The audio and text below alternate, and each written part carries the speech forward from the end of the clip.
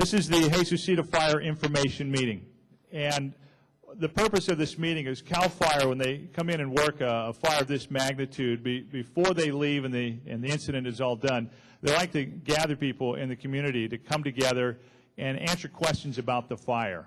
Where did the fire burn? How was the fire fought? Next week, we will have an opportunity to talk about rebuilding, and we'll have more information on that. But tonight, we really want to focus on the fire, because when it's happening, it's very difficult to get that information when you're in the middle of a natural disaster. Now that we've had a little bit of time, we can sort through what happened and hopefully answer a lot of your questions. My name is Drew Sugars. I'm the Public Information Officer for the Santa Barbara County Sheriff's Department. I've been asked here to moderate and basically just keep things moving along. This is a very informal meeting. We'd like everyone to feel as comfortable as possible. We want to thank La Cumbre Junior High for providing this auditorium and also the cookies and the coffee. Thank you very much to see the kids out here helping out. We really do appreciate that. Also,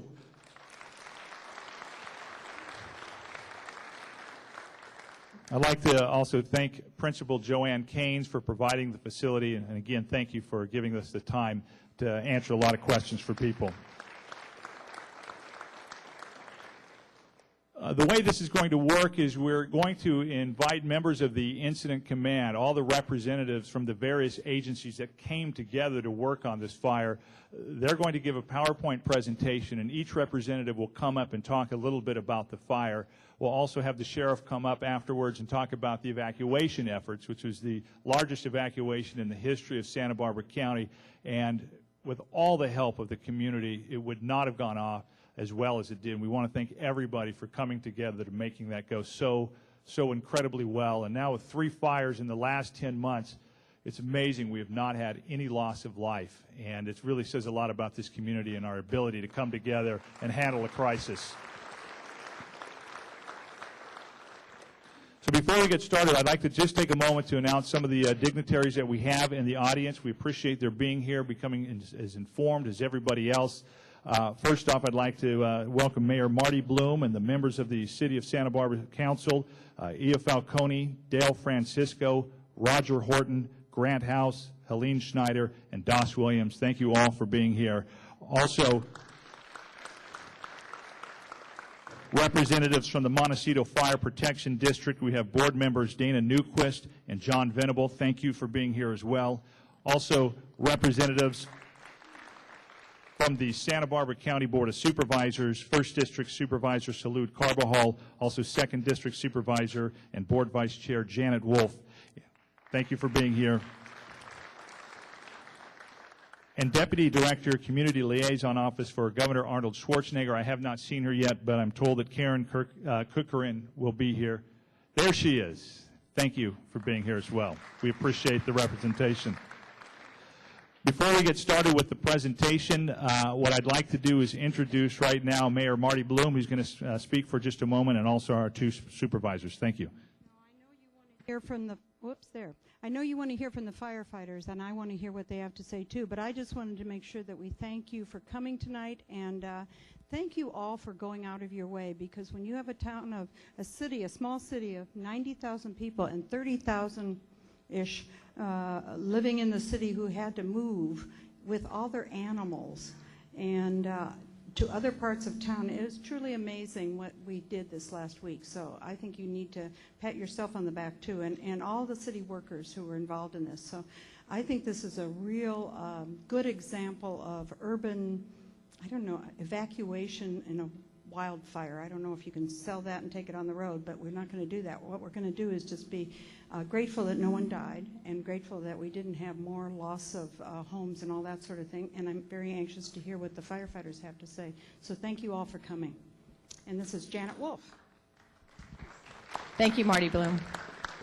I also wanted to thank all of you for coming out this evening. This has certainly been a stressful past week. And yet we have all survived. And my deepest thoughts go out to those people in our community who have lost their homes or who have had parts of their homes destroyed. For all of you who may be here or are listening, our heart and our thoughts go out to all of you. And I am confident that with this community behind you, that you will rebuild, and you will, this will be a lesson, a difficult lesson, but you will all survive. We will all pull together as a community because, as Mayor Bloom said, this is truly a wonderful community. I also want to thank LaCoumba Junior High for hosting this event. And of course, I could go on and on in all of my thank yous, but certainly to all of the first responders who worked incredible hours to maintain the safety of our community. And to all of the volunteers, I just want to say thank you. And I, too, am looking forward to hearing the presentation this evening. And again, thank you all for coming out. And I now want to introduce Supervisor Carbajal.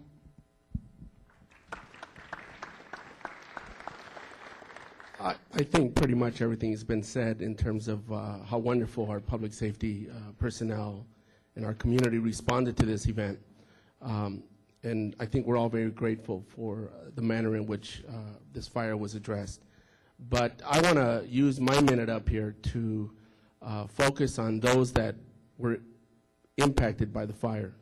Today is about talking about the incident and the response to the incident. But on Monday, at the Board of Supervisors hearing room at 6:30 p.m., we're going to have a meeting to talk about the recovery process, to talk about how we're going to be supporting and assisting all of those individuals that were affected by this fire to get back on their feet and to go through the rebuilding process and to get any type of resources that they need to address their needs at this point in time. So I want to invite all of you that have been impacted to attend that meeting on Monday, 6:30 p.m. at the Board of Supervisors hearing room so that we could discuss all the issues associated with the recovery. Thank you.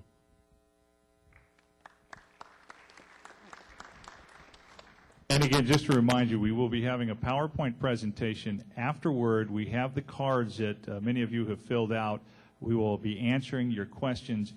We're trying to focus those questions on more broad-based. If you have something that's very hyper-specific to you, we will have people available after this meeting to answer that specific question for you. So if you don't get your question answered during this larger gathering, we want to give you an opportunity to find the appropriate people to ask that question afterward. So without further ado, I would like to introduce the Santa Barbara County Fire Chief, Tom Franklin. Thank you. Good evening, everybody, and I also would like to thank you for being here tonight. Hopefully, with this PowerPoint presentation, we answer a lot of your questions. The ones that we don't, of course, we'll try to get to through the question and answer period at the end. We're going to talk about a number of things from just the historical perspective of this area and then on to what the weather was like the day the fire started. We're going to talk a little bit about resources and also about the command structure of this fire and Team 4 and their role. So a little bit of history. Just going back to 1955, which isn't that long ago because that's the year I was born, so it couldn't possibly be that long ago. But, you know, all of these fires have something in common. They all occurred in the front country. They all occurred when there was a sundowner wind condition, some stronger than others. Some occurred at different points in that sundowner event.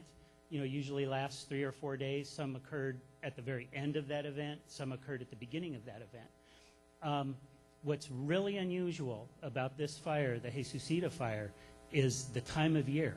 It's May. It started on May 5th, early May. It's still springtime. Very unusual. We're in a drought, technically, but not a particularly bad drought. Those of you who are around in 1990 remember the paint fire. We were in a drought during the paint fire. During the paint fire, we were actually fighting grass fires on front lawns. It was a really bad time, and those of you who lived in this area can remember the water rationing and all that. So, very different situation with this fire, but the real common denominator in all of these is the wind. It's that sundowner condition, classic sundowner where it burns down during the early afternoon and evening, will burn laterally and then burn down again, up in the morning, down, and just kind of keep going. And that's really what happened on some of those bigger incidents like Refugio, Coyote, and Romero. Those took off and burned good portions of this mountain range. The next thing I'd like to talk about, which is actually a pet peeve of mine, is defensible space. And I know you've heard us talk a lot about this. You know, it's state law that when you live in a high fire hazard area, you have a clearance around your house of 100 feet.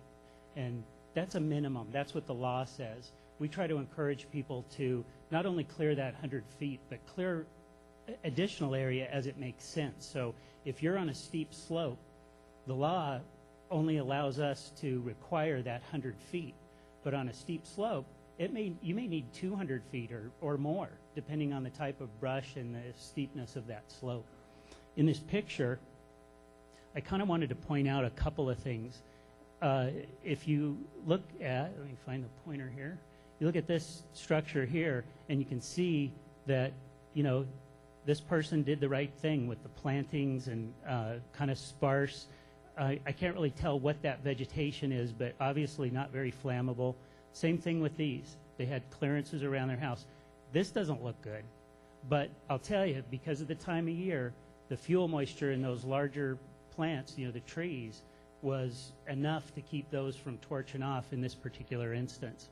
You can see this house up here. Good clearance down here. This doesn't look so great.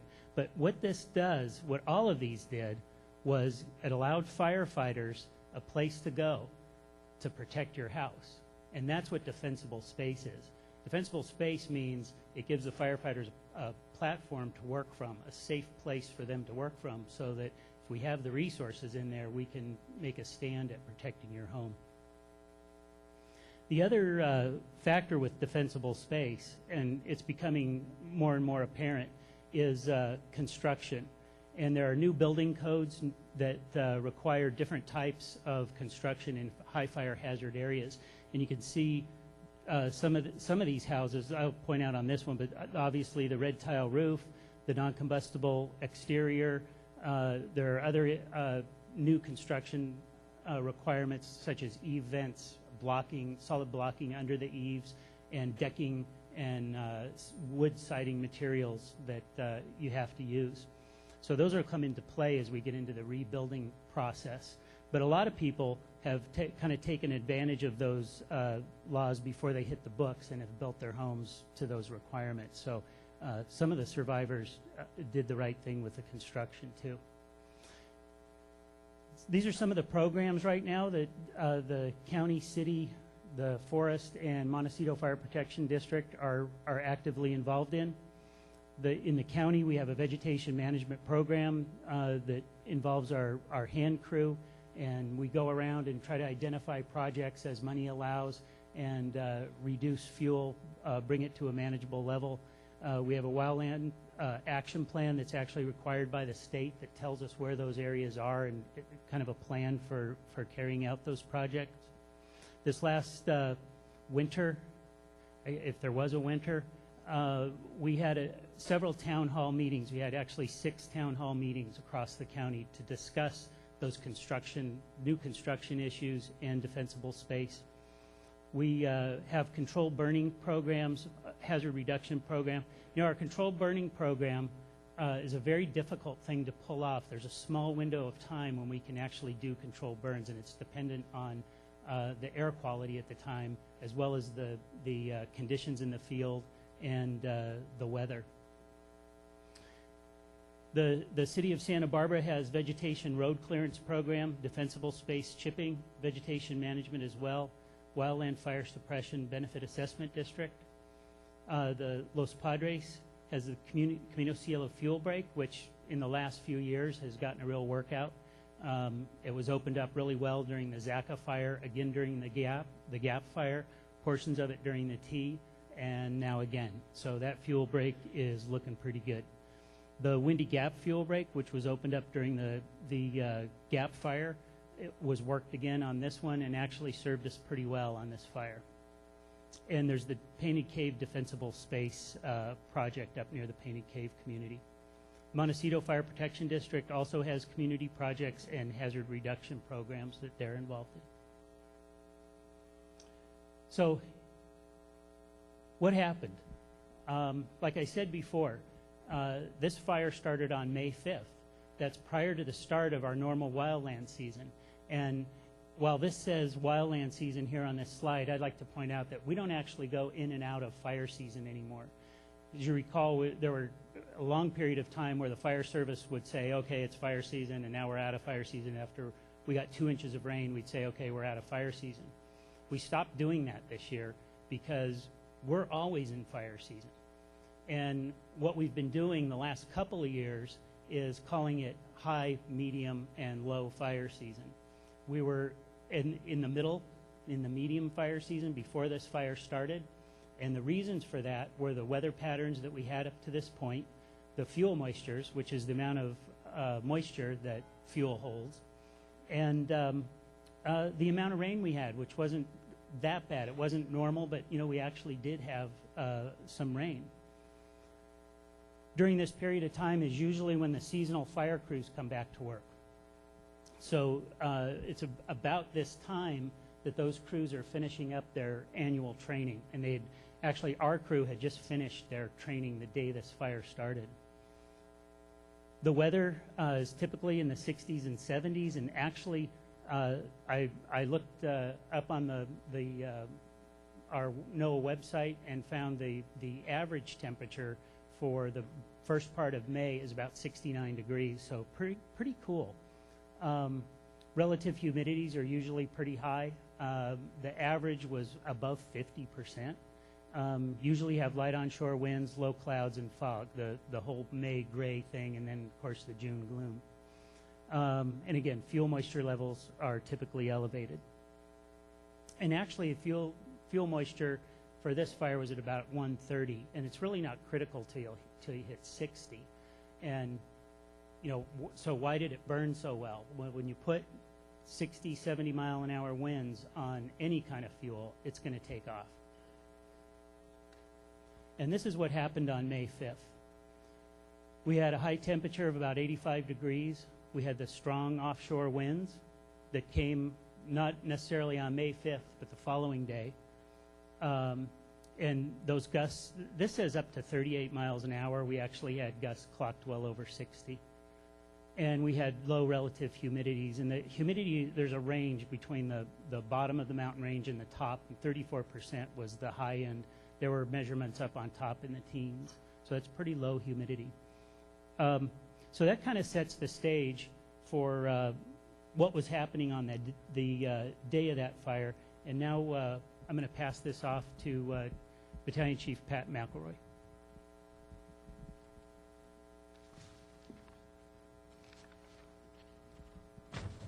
Thank you, Chief. That's probably feeding back up here.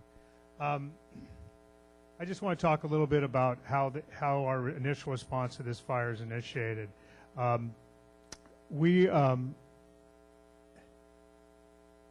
our normal complement in the city. We have 8 stations. The county has 16. We had our normal complement of engines on duty. We were actually involved in some training. All of these incidents start, no matter if it's a medical emergency, a massive fire like this, a building fire, starts with one person making a phone call, one person seeing something and coming in and making a phone call. And we send our normal response out, and it ends up in this case with sending a few engines up and ending up with over 4,000 people. So we want to take you through the sequence of how that all started. We had an engine company, Engine 4 was out on a call, and they noticed some smoke on the hillside, and all of a sudden we started receiving multiple calls.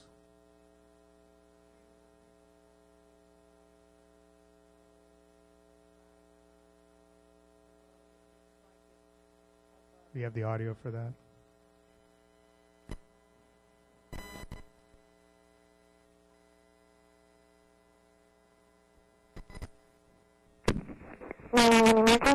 There's a fire starting on the hillside. I'm on La Vista Road. It looks like it's above either Northridge or the next mountain over, but it's starting to go fast.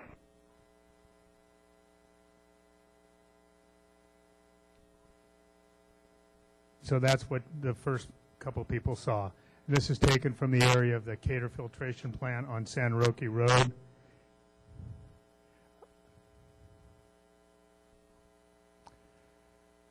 Our initial dispatch was for the multiple 911 calls receiving, and this is our normal dispatch for a report of a brush fire. At this point, it's an investigation. We're going out to check out and see what's actually out there. So for the city of Santa Barbara, you're getting 3 engines and a battalion chief. I was a chief on duty that day, so we began responding.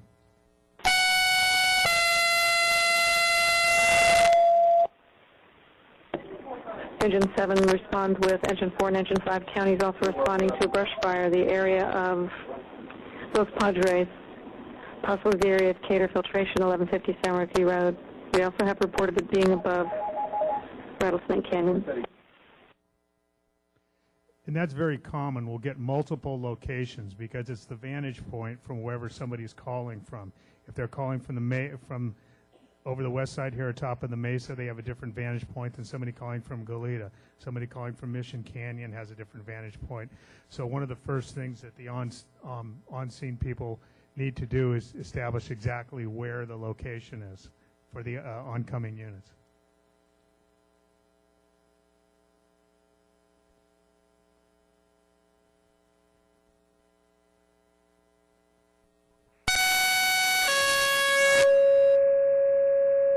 This will be the county dispatch. Control 2, Engine 313, Engine 314, Battalion 512, correction, this will be on Terre and Foothill, Foothill at on Terre, vegetation fire, automatic aid with Santa Barbara City, respond on their channel 1342.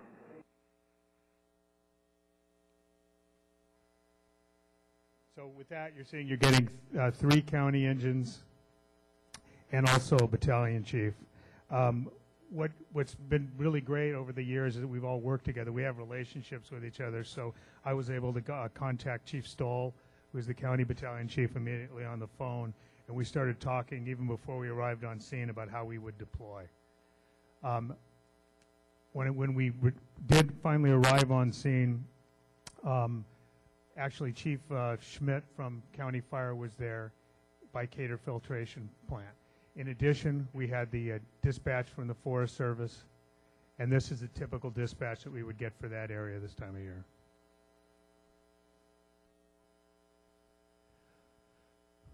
This is that fire. About a few minutes into it, I was driving down Las Positas, saw it, got to the Cater Filtration Plant alongside Chief Schmidt, who was Chief 503 up there. At that time, I named the fire, and Chief Schmidt and I talked, and we established unified command. And at that point, we also established that the local forest would be the central resource ordering point for this incident, which becomes incredibly important as we enter into a mass mutual aid situation. What's unified command? It's a team effort which allows all agencies to manage the incident by establishing a common set of incident objectives and strategies. And the whole idea is that we're representing a number of agencies, but really the same constituency. And we have to establish this team concept so that we're all working towards the same goal. We're not splitting off. We're not communicating differently. We examine our objectives and our priorities, both as a management, strategic, and tactical, and we educate our firefighters on what we expect, how we want this incident to be run. And in this case, we ended up with 5 partners, and which is kind of the ideal number in terms of span of control. So, but it's very important that this unified command was established very early. With that, I'd like to turn it over to one of the other unified commanders, that's Chief Mark Schmidt of County Fire.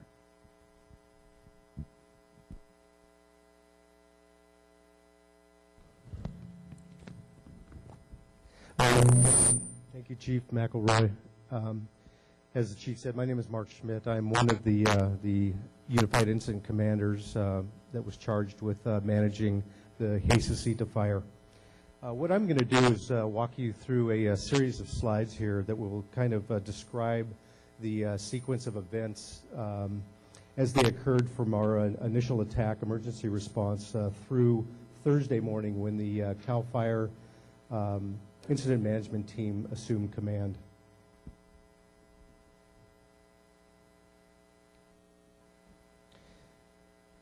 Okay, so what happened in that first hour? Well, that first hour, Chief McElroy and I realized we had an evolving incident that was going to turn into a major incident. So we began mobilizing resources, and you'll see up there in the first hour, we had 10 engines, 2 helicopters, a water tender, a dozer, a hand crew, and 12 overhead supervisory personnel for a total of 64 initial responders responding to this incident. At 11:46 p.m., shortly after the start of the fire, the report of the fire, we estimated we had 4 acres burning near Inspiration Point, burning in heavy fuels, and I would say a moderate to a rapid rate of spread, burning in an uphill direction.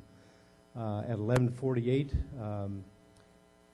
the fire was named the Jesusita fire, and again, we recognized right away that we had a major fire on our hands.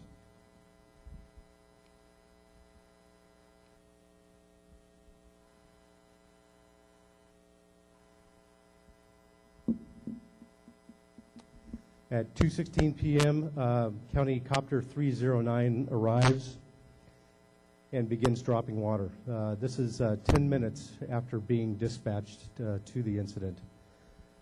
Following Copter 309 is Copter 308 that arrives at 2:36 p.m., some 20 minutes after being dispatched. The reason for the delay on Copter 308 is that it was standing by at Vandenberg Air Force Base for the missile launch that was scheduled for that day.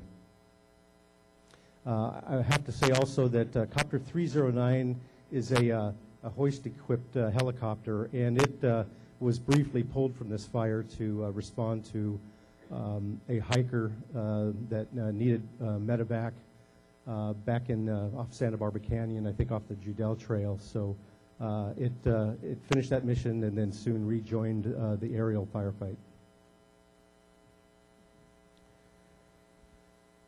So the fire becomes a major incident at this point. The county begins to order resources through the California Master Mutual Aid Plan, and at 2:36 p.m., we have 14 Type 1 strike teams. For those of you who don't know what a strike team is, it's a group of 5 like resources, in this case engines, with a leader, common communications. Those resources were ordered, consisting of 280 additional firefighters responding on 70 engines. We had one air tankers ordered, typo, and 11 hand crews on order. The air tankers that were ordered were the only 4 air tankers that were available in the state, and I think it goes back to Chief Franklin's comment that this is early in the fire season. This is not typical of May in California, at least not in the Central Coast area of California. So those air tankers were ordered. They arrived that afternoon and began dropping retardant on the fire. So let's talk about mutual aid a little bit. What is mutual aid? And this definition comes right from the California Office of Emergency Services, which is now referred to as CalEMA, California Emergency Management Agency, now that they're combined with the Department of Homeland Security. But it's an agreement. It's between 2 entities, and those entities agree to furnish resources and facilities and to render services to each other and to anybody that's part of that agreement to prevent and combat any type of a disaster. It doesn't have to be a wildland fire. The Master Mutual Aid Agreement is invoked during floods, earthquakes, any type of a natural disaster where the local agency exceeds their resource capabilities.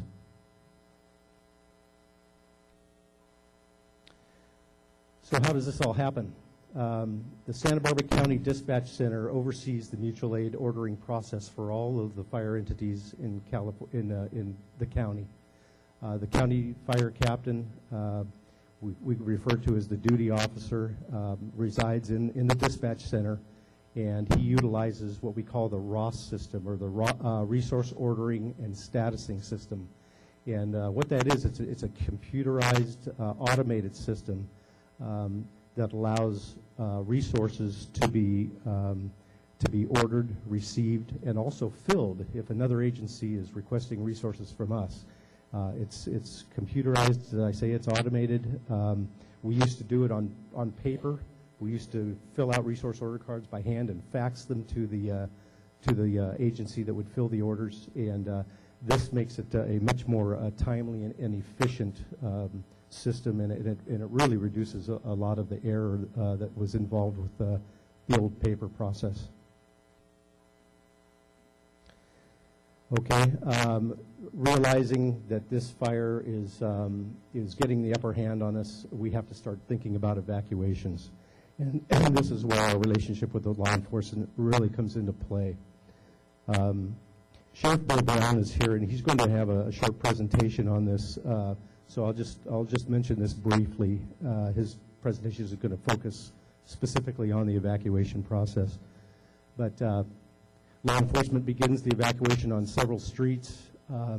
They realize the need, and the message they're sending out there is, if you feel threatened, we want you to leave, and when you leave early. That's a critical message that we want to get out during times of evacuation. We don't want people to stay and wait till the last minute. It creates all kinds of traffic problems for us, not only for people trying to escape, but also for fire equipment and emergency resources trying to get up into the area.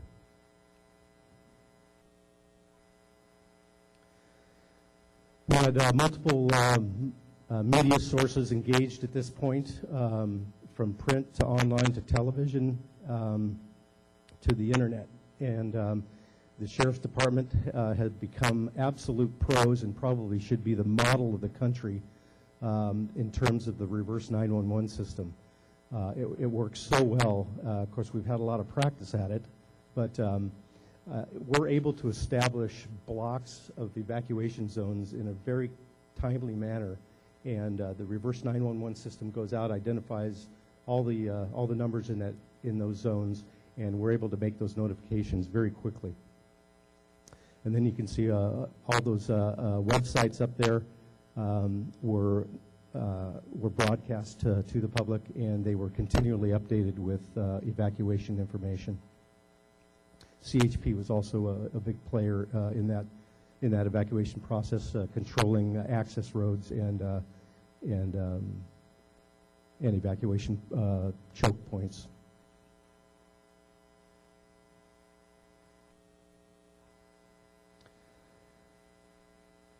At 6:43 p.m., an additional 50 brush engines were requested, and that brought with it over 200 additional personnel to help fight this fire.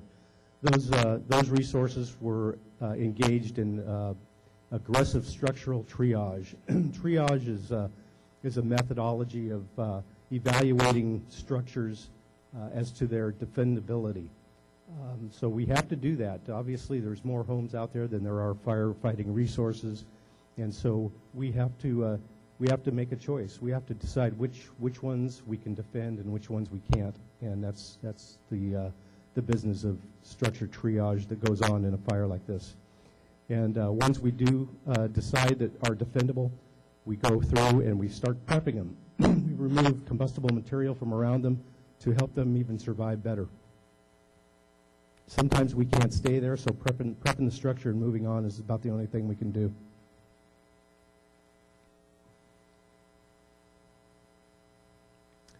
Tuesday evening. Excuse me. Tuesday evening, the fire moves east toward Mission Canyon.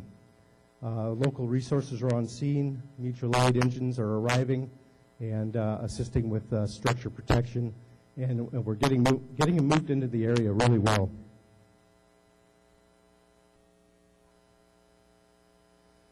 Then comes Wednesday, and the weather really starts going south on us. The temperatures get up into the 90s. Northwest winds 25 miles an hour, gusting to 45. Winds built 45 miles an hour, gusting to 65 later on. Look at that relative humidity, down to 5%. At 10 a.m., first-hand crews reached the east flank of the fire, and I'm telling you that this was a mid-slope fire. It was located in the forest. It had no road access. It was steep. It was brush-choked, and it was just difficult to get to. And so it took until 10 a.m. on Wednesday. Remember, this fire started at 1:30, a little after 1:30 on Tuesday. And it took till 10 a.m. on Wednesday to get the first hand crews to reach the east flank of the fire. At 10:30, CAL FIRE Command Team 4, Incident Command Team 4 arrives at the incident. They start shadowing our people, finding out what we're doing and how we're managing this fire. At 11 a.m., the first hand crews reach the west flank of the fire. 3 p.m., the wind pushes the fire into Mission Canyon, the upper ends of Mission Canyon, and now we start losing structures. At 4 p.m., 20 mutual aid strike teams are ordered, 100 engines, bringing 400 personnel.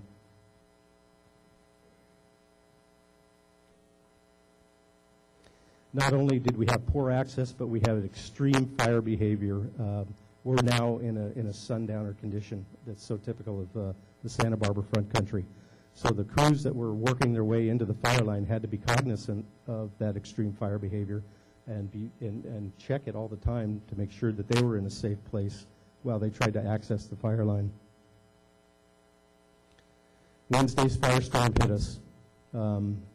We started losing structures in the upper end of Mission Canyon, Tunnel Road area, and all the peripheral roads that come off of that.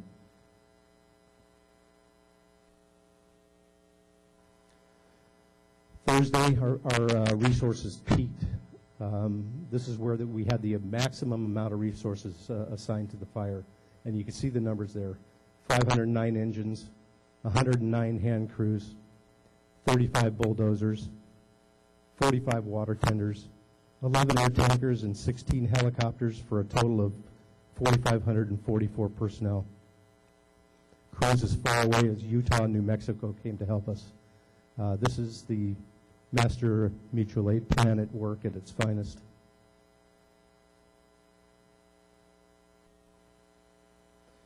Thursday night, the fire starts moving west on us. I'll tell you a quick story here. I was talking to Chief Franklin. He was fueling his vehicle at the county road yard, and in the 15 minutes I was talking to him, he said, "Mark, this fire has just moved a mile to the west." So we got our heads down on the maps again and started blocking out areas for mass evacuation. Additional structures were now threatened. The San Antonio Creek area. We were worried about it getting into the Maria Ignacio Creek, so it was moving down into that San Antonio Creek drainage, and directly below the San Antonio Creek drainage are homes and another community. Again, mandatory evacuations kept occurring all that night. Myself and Don Patterson were just trying our best to keep ahead of that moving flame front and make sure that we had the people that were in harm's way sufficiently notified so that they could get out in time. The fire crossed Highway 154 at San Antonio Creek Road.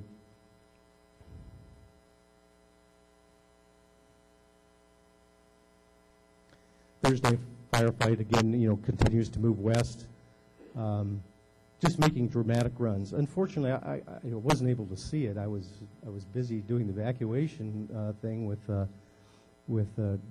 Commander Don Patterson, but I was hearing about this spectacular fire behavior that was occurring outside. Typically a fire will burn up a slope, back down the adjacent slope, and then run up again. Well, this wasn't. This was just sheeting across ridges and drainages. It didn't matter. It had so much force behind it that it was just gobbling up, just acres and acres of brush. Additional mandatory evacuations occurred, as I mentioned. This is kind of a duplicate slide here, it looks like. And that wraps up my segment here. And now I will turn this over to Chief Waterman, Chief Joe Waterman. He's the incident commander on CAL FIRE Incident Management Team 4. Chief.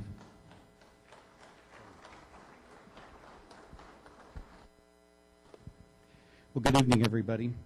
With this bright light, I can't see you, so maybe that's okay. I won't know how many people are here.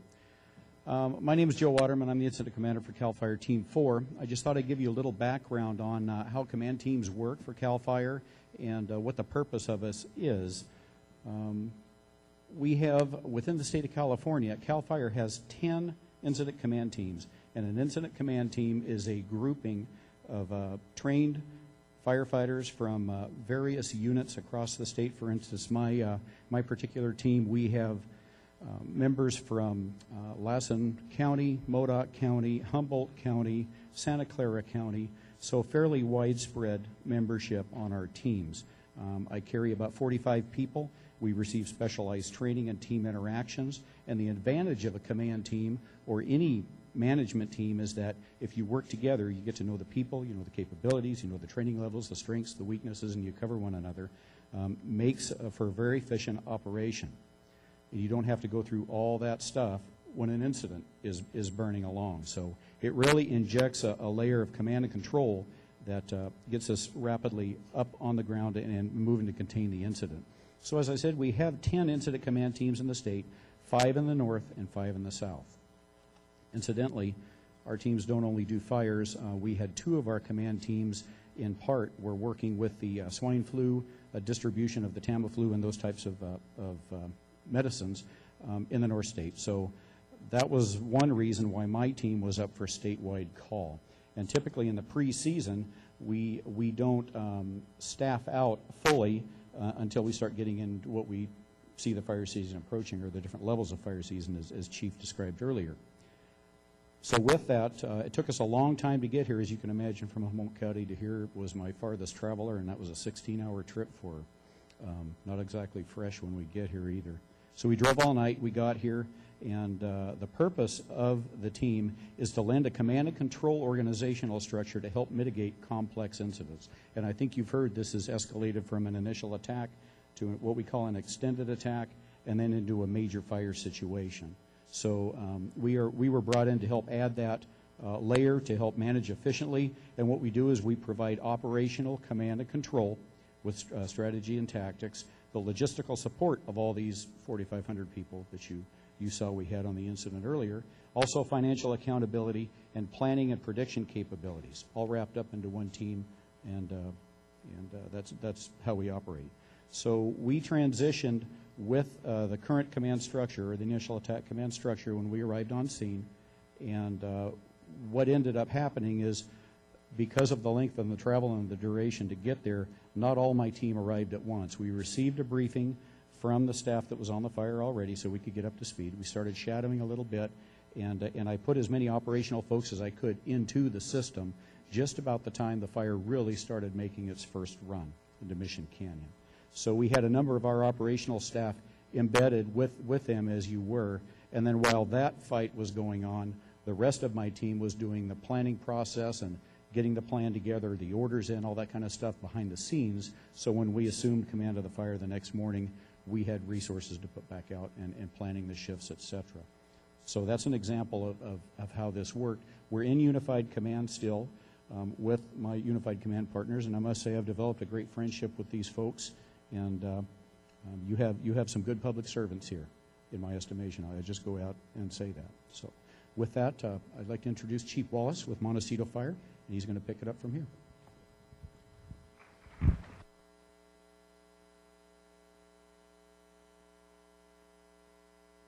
Good evening, ladies and gentlemen. You asked the question, why is Montecito here as part of the Unified Command? Well, unfortunately, the fires don't behave political boundaries. The fire started in the Forest Service, behind the city, in part of the county jurisdiction. We became the 5th and final member of the Unified Command. We had resources respond initially to the fire, or the second call out. Some of our personnel, firefighters from on our engine companies and command assist personnel assigned responded initially. However, once the fire blew out, go back one, this is messing me up. Okay, the fire crossed the Gibraltar Road that Thursday night. The fire was having dramatic runs to the west. That's where it was affecting all of Goleta, crossing the 154. And it also went to the east, but at a much slower rate.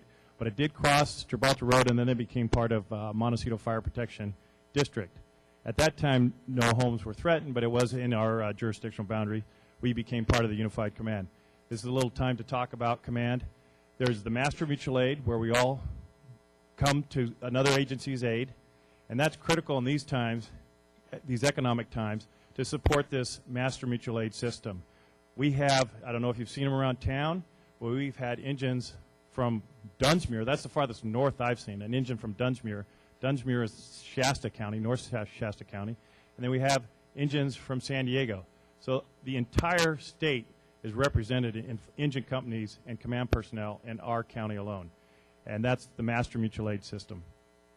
On top of it, we have the Unified Command System, where we work together as one unit to come up with common control objectives. And we work with Team 4, and the operations chief, there's only one operations chief, and that's the Team 4 operations chief. That way, that chief can make the decisions and cut down on the confusion for managing the incident. If anybody knows Cold Springs drainage, see if I can get the clicker here. This is the West Fork of the Cold Spring. There's a trail that goes to West Fork up to Gibraltar Road, and then the main trail goes up here to the very top. Well, the fire got well established in this drainage, and now it is a big threat with high potential to come down into the community of Montecito. That's why we're part of the Unified Command. And this is very difficult terrain to work in. The firefighters have to go in on foot. So you got the helicopters to cool it off. You got the air tankers to slow it down.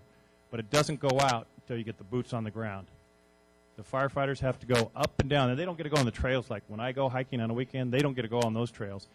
They have to go up and down these steep ridges, on these knife-back ridges and these valleys in the drainage. Tangerine Falls, for those of you who don't know, it hung up in Tangerine Falls, so it's a rocky, slippery area. A lot of hazards out there. They've got, in order to get to all the heat, they've got 5-gallon backpacks with water. That's about 40 pounds just of water without all their other protective gear on. And they have to go find every source of heat, because last night we had 65-mile-an-hour winds blowing in that canyon. As we know from the T-fire, that was a campfire that was reported out.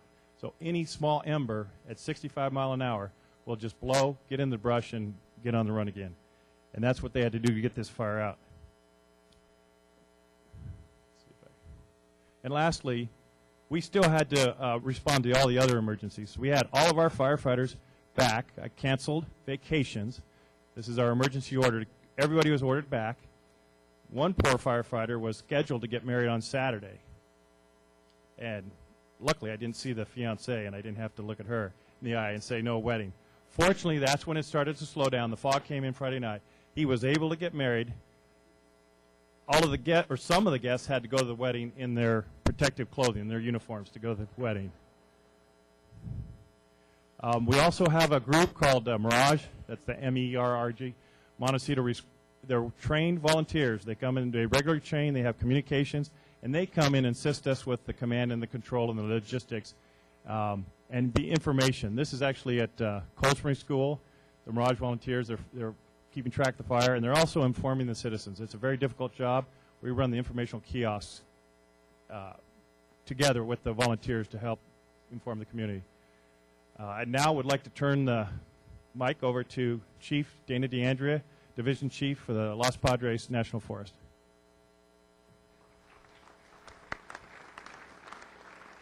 Get messed up with that.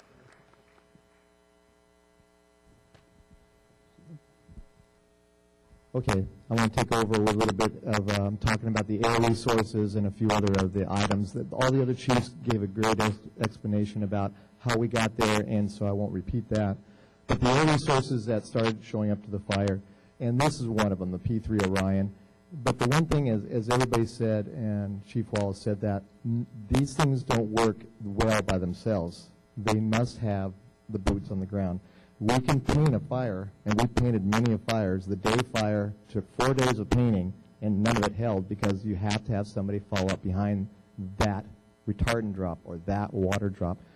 And the other thing about all this, when you start seeing these slides, you have to start looking back. When's the last time it burnt?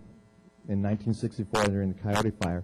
Not one piece of brush up on that hill was ever cut by a chainsaw.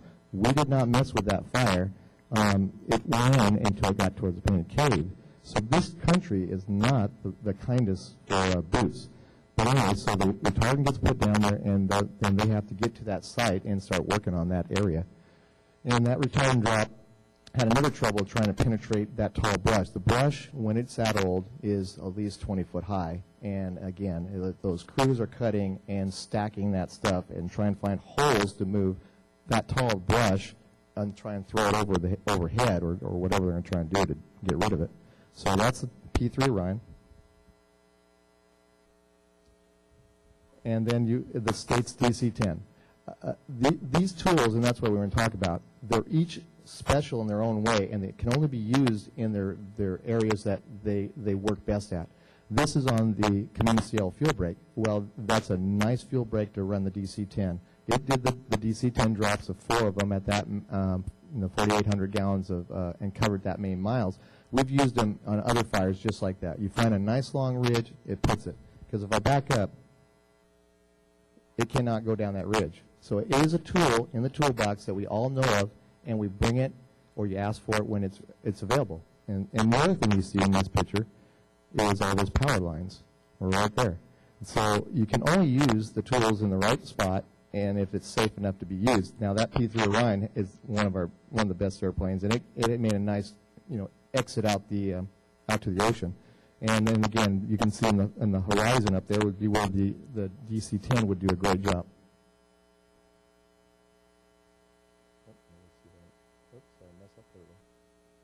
Okay, the other air resources are the helicopters, and you got the big numbers from everybody.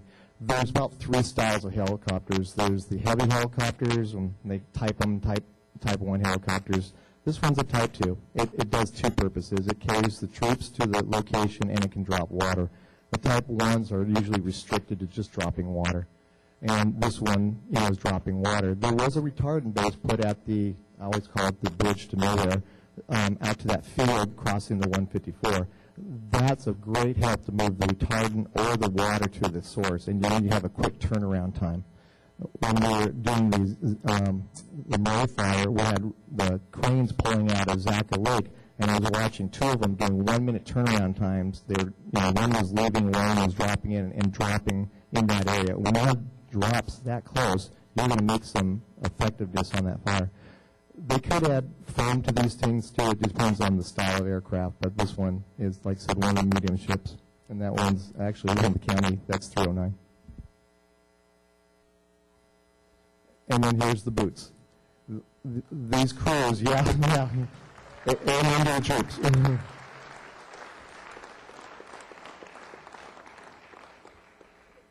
And each fire, like you said, the homeowners, you see those Type 1 engines and the Type 3 engines come to your house. But like you said, you see this fire it has the 2 purposes. First, you got to protect the homes, the civilians, but then we also have to keep this fire from moving, as Chief Ross says. If it went past Cold Springs, what it ends up being is the next threat. Then the next wind puts it down in Montecito. Then it runs up the hill, moves over one, and then Carpinteria is the next one, Torrey Canyon. Then you move up one, and then you go down Gubertory. So you eventually have to put the fire out. You can't just keep protecting homes. And so luckily, with all these hand crews, and you can read the figures, 109 hand crews were assigned, and there's 20 people on a crew, and you get that number of 2,000. And again, chainsaws, Pulaskis, shovels, and just hard work is what they do.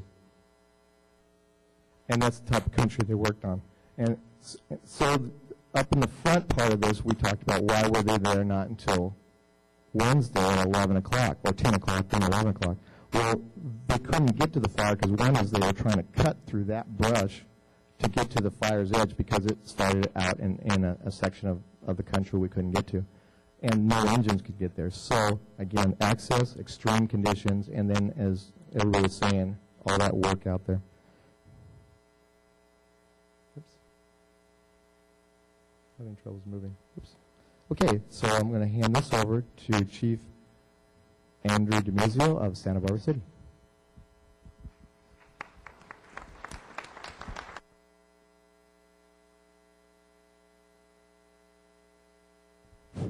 Thank you, Donna.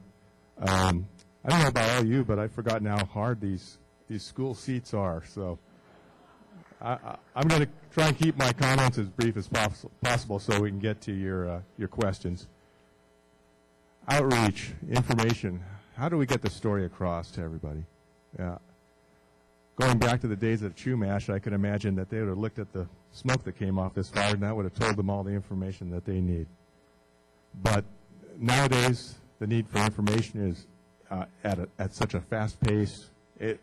It's an amazing challenge for the public information officers and for the emergency managers.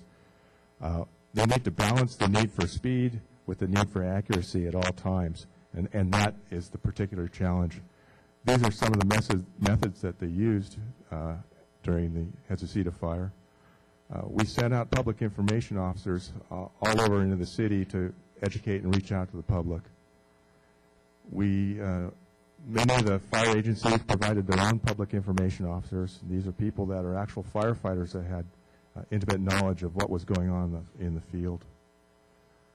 A lot of the information was coordinated through the Joint Information Center that was at the county EOC, and information that came in from the field to the Incident Command Post was sent to the EOC for dissemination. And it's not just a one-way flow of information. It goes back and forth between the EOCs, the city EOC, the county EOC, and the Incident Command Post. So it's a constant flow.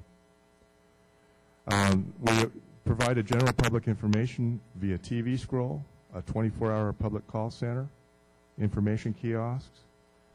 Also, information was set up at the shelters through the Red Cross, schools, neighborhoods, and outreach at the farmers market. Now let's see if I can do this.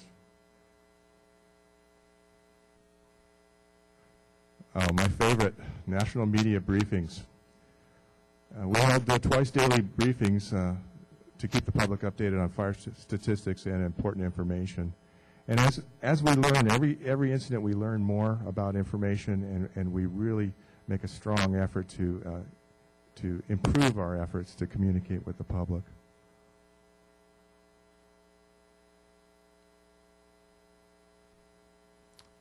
Okay, this is where we are today. This is right now. The Jesusita fire burned 8,733 acres. It's currently 95% contained. And these statistics are as of 5 o'clock tonight. 80 homes have been destroyed. 22 homes have been damaged. One commercial property was destroyed. There were 30 injuries. That includes, I believe, public and the firefighters and emergency responders that were involved. This is an amazing statistic. Over 200,000 reverse 911 calls were initiated through the Sheriff's Department. The current cost is $17 million, and another amazing statistic is 3,000 residents were saved, 500 commercial properties.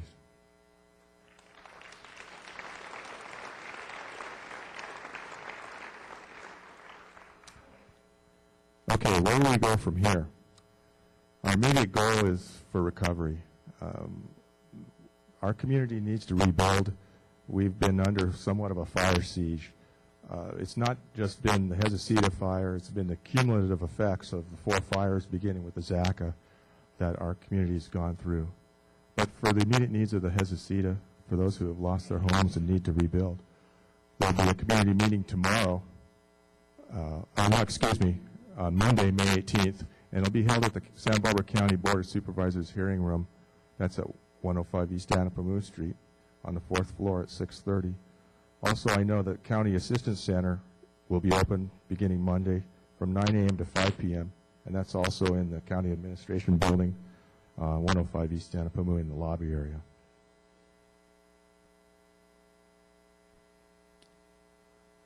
At this time, could I get all the agencies involved, the administrators, the ICs to join me up front? That would include the law enforcement, representatives from Santa Barbara City Fire, the Sheriff's Department, CAL FIRE. Just kind of drilling around, if I can move into the middle here a little bit.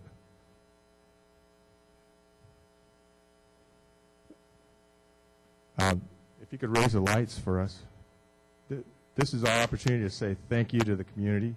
Thank you for all the support through this challenging incident. From the bottom of our hearts, we are your emergency responders, your public safety people, and we're here for you. Thank you.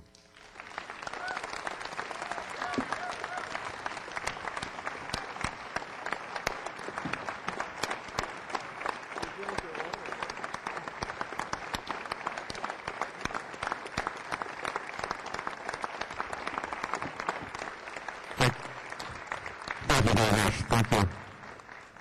Well deserved. Thank you, gentlemen. You really paint a picture that a lot of us didn't quite understand. You get an idea of the conditions of the fire, of the weather conditions when the fire took off, but just seeing what the hand crews have to go through and the coordination that has to come together, it's absolutely incredible. And you have to do it like that. You just don't have a chance to think about it. You got to put it into action right away. One of the things we had to do at the Sheriff's Department, and we worked on this in past fires, and we prepare for this, and that's an evacuation plan. And again, as I said at the top, we couldn't have it be so successful if it wasn't for all the great work of the community. I'd like to introduce now your Sheriff, Bill Brown, who's here to talk about the evacuation efforts and how the Sheriff's Department put that together. Sheriff Bill Brown.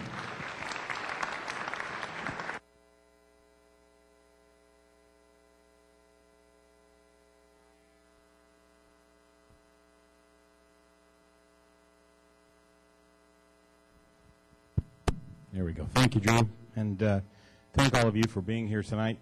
I just want to give you a quick overview of the law enforcement operations that were provided in support of this fire.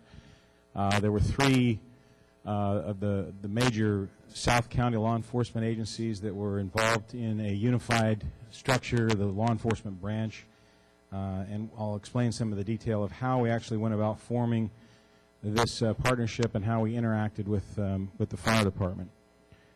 The law enforcement mission is a supportive one. It's a support role to the fire department. The fire department, fire service, is obviously in charge of fighting the fire, and we exist in an incident like this to support their operations by providing evacuation planning, actually executing the evacuations that are needed, to provide perimeter control of the evacuated area and staff the roadblocks that are established, and also to establish roving patrols of law enforcement officers through the evacuated area to provide security and protection. While we're doing all of that, the rest of our responsibilities don't stop, so we in law enforcement have to continue to provide non-fire related duties, our protective patrol services throughout the county, investigations, our emergency ordnance disposal. Our bomb squad actually had 2 call-outs during the fire. One of them was a live World War II hand grenade that was dealt with. The coroner's duties continued. People didn't stop dying because of the fire.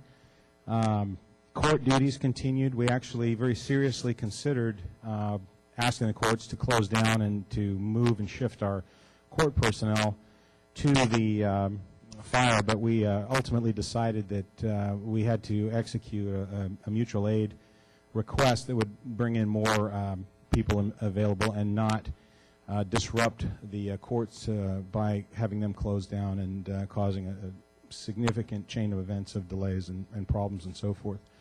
Our custody services in the jail had to continue as well, and all of the different things that law enforcement is tasked with doing had to continue while this fire was raging. The unified command structure has been explained to you. Here in Santa Barbara, we have been very fortunate to establish some really great working relationships with CAL FIRE, and we've had, unfortunately, a lot of really good experience working these fires. 4 in the last 2 years, 3 in the last 10 months. So we've actually worked it to the point now where we have established an embedded representative of the law enforcement branch director, actually embedded into the unified command, working directly with the fire authorities to recognize and determine when and where evacuation or other support is necessary. This speeds the flow of information between the fire and law enforcement services, and it has proven to be extremely effective. The person who was delegated most of the duties for acting in representing the law enforcement branch was Commander Don Patterson. And he's had that experience on the last 3 fires himself. So he's become very adept and very expert at establishing this role and working this role with the fire authorities, and they have become very comfortable working with him. So we're very pleased with the relationship that we have.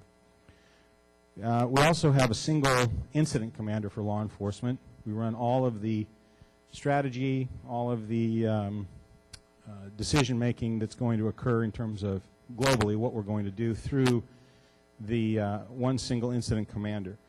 And that was Commander Darren Fotheringham from the Sheriff's Department, and he was the primary. We had several people that backed him up during evening hours and so forth. But this is a concept that reduces the duplication of effort, and it provides for different roles in different areas so that someone who is not directly involved in the planning with fire, for example, can have some more time to think about what is needed, can make a decision on what is needed, and then that request goes from the law enforcement branch from the incident command post at the, in this case, later on at the Earl Warren Showgrounds, and then would go out to either the Department Operations Center for the Sheriff's Department or the Emergency Operations Center for the Police Department for the actual execution of some of these orders.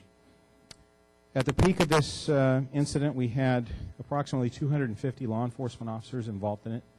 I've been in this county for going on 15 years working as a law enforcement executive. It's the most number of law enforcement officers that I've ever seen attached to a single incident. Running through the chronology of what happened as far as the law enforcement perspective goes, the fire was reported at 1:38 p.m. Those calls came into the communications center that the Sheriff's Department operates and provides for the county fire and for the Sheriff's Department and for EMS throughout the county. Shortly thereafter, once it was established that this was going to be a major fire and was going to be a protracted incident, we established a command post and unified command. The Sheriff's Department, the Police Department, and the Highway Patrol came together. Law Enforcement Branch Director Designee was identified, as I mentioned, Commander Patterson. And it was a quick-breaking event, and before dark, the first round of evacuations started to be ordered. Initially, the command post was established at the water treatment plant on San Roque Canyon. That evening, it was moved to the Earl Warren Showgrounds, where we have had the previous command posts established in the last 2 fires. This next shot shows you Commander Patterson in the center with Commander Les Salinas and Deputy 2 John McCammon at the actual law enforcement branch command post, which is at the Earl Warren, just outside of the main IC. One of the things that we did in this fire that was different from previous fires is that we established evacuation zones. And this is a concept that's worked extremely well. We've done it for the South County, and we're actually working on it now for the entire county. What this does is when we have a fire that is occurring, say the fire is occurring up in an area here, and if the fire authorities say we need to evacuate areas adjacent to this and this, we can see which zones have to be evacuated. And say we, in this case, were to evacuate zones 1, 2, and 3, we can pre-loaded have the number of parcels that are in each of those zones, the number of intersections that we need to establish on the perimeter to keep people out of to secure those zones and keep people out.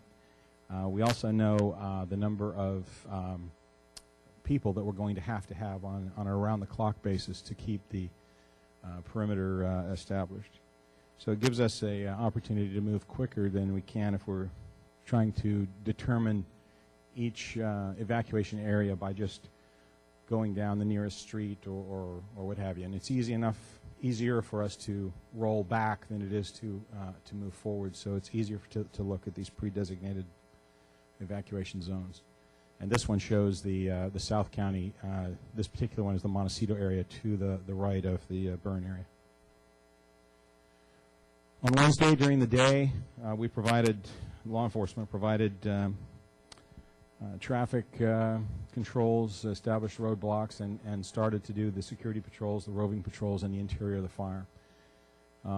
That afternoon, when the fire activity picked up, the mandatory evacuation area was expanded.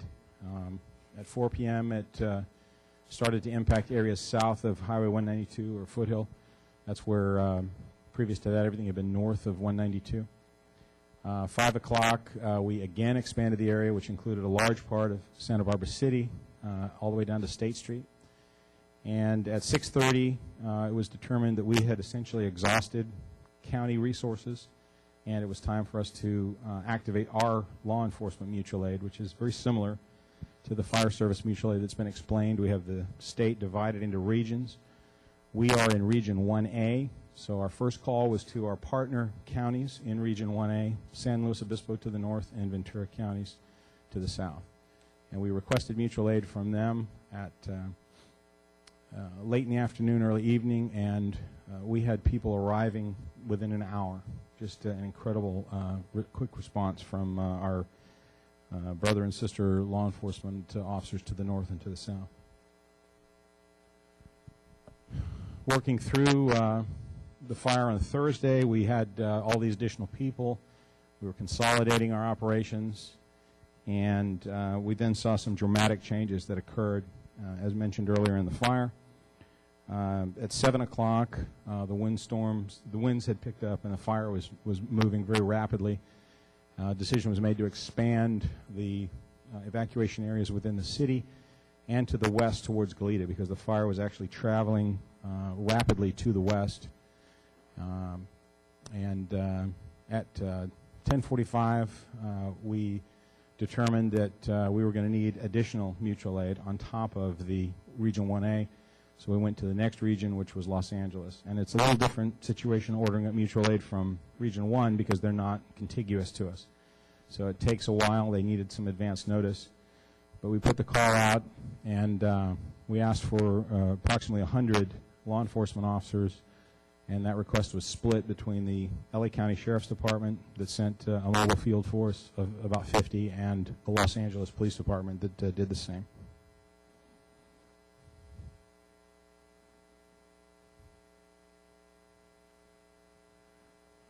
7:15 or so in the morning on Friday, once again, we established a wider expansion of the evacuation area that went into Montecito as a result of the fire's movement to the east, winds changing and moving that fire to the east. So we had essentially the western and the eastern flanks of the fire started to blow out, and we had to change our evacuation strategies accordingly. To give you some idea of the actual agencies that were involved in the evacuation effort within our county, we essentially had everybody in one way or another involved. The Sheriff's Department in Santa Barbara PD providing the majority of people in the south, but significant contributions from the Highway Patrol and from the Probation Department. The District Attorney's Office investigators, they got suited up in tactical gear and were out in the field. And then our agencies to the north, Santa Maria PD and Lompoc PD, they primarily relieved the Sheriff's Department in areas up in the north, which allowed deputies who normally patrol those areas to come down and be in the South County to deliver service. UC Police Department was right in the thick of it down here and was heavily involved as well. And we even had an offer request from the Guadalupe Police Department, which is down to 10 people at this point. And the rule of thumb is you need 5 people for one position with days off and vacations and everything else. But even they offered their assistance to come and help us.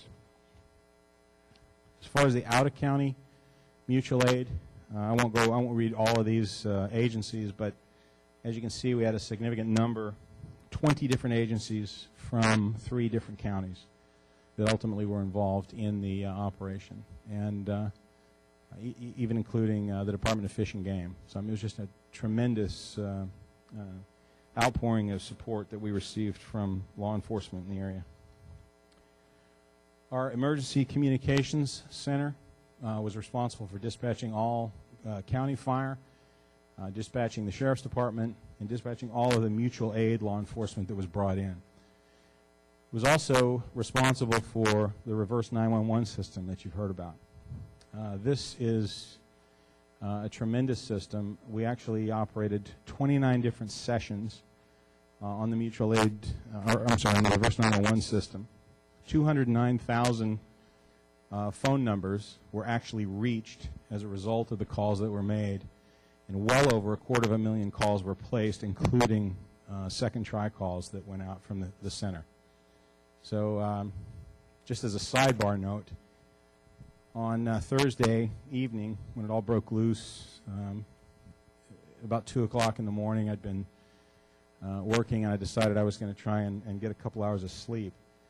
And I went to our Department Operations Center. I told them that I was going to go to my office, and I'd be asleep in the couch. If anything major happened, if anything broke loose, call me. I'll be in my office. Went and I laid down on my couch, just got into the sleep zone, and the phone rang. And I thought, here it is, the big call. I ran to the phone. I'm discombobulated and dark. I banged my knee on the table. I grabbed the phone. Said, Sheriff Brown. On the other end of the phone, it said, this is a recorded call from the Santa Barbara County 911, reverse 911 dispatch center. So I can personally attest to you that it works. On May 6th, the largest single session of the calls were launched. 44,709 numbers were called in a very large warning area adjacent to the evacuation zone. So it's an incredible piece of technology that is, again, a tool. Doesn't do the entire job in terms of notification, but does a great job augmenting and supplementing, getting the messaging out through a variety of different ways.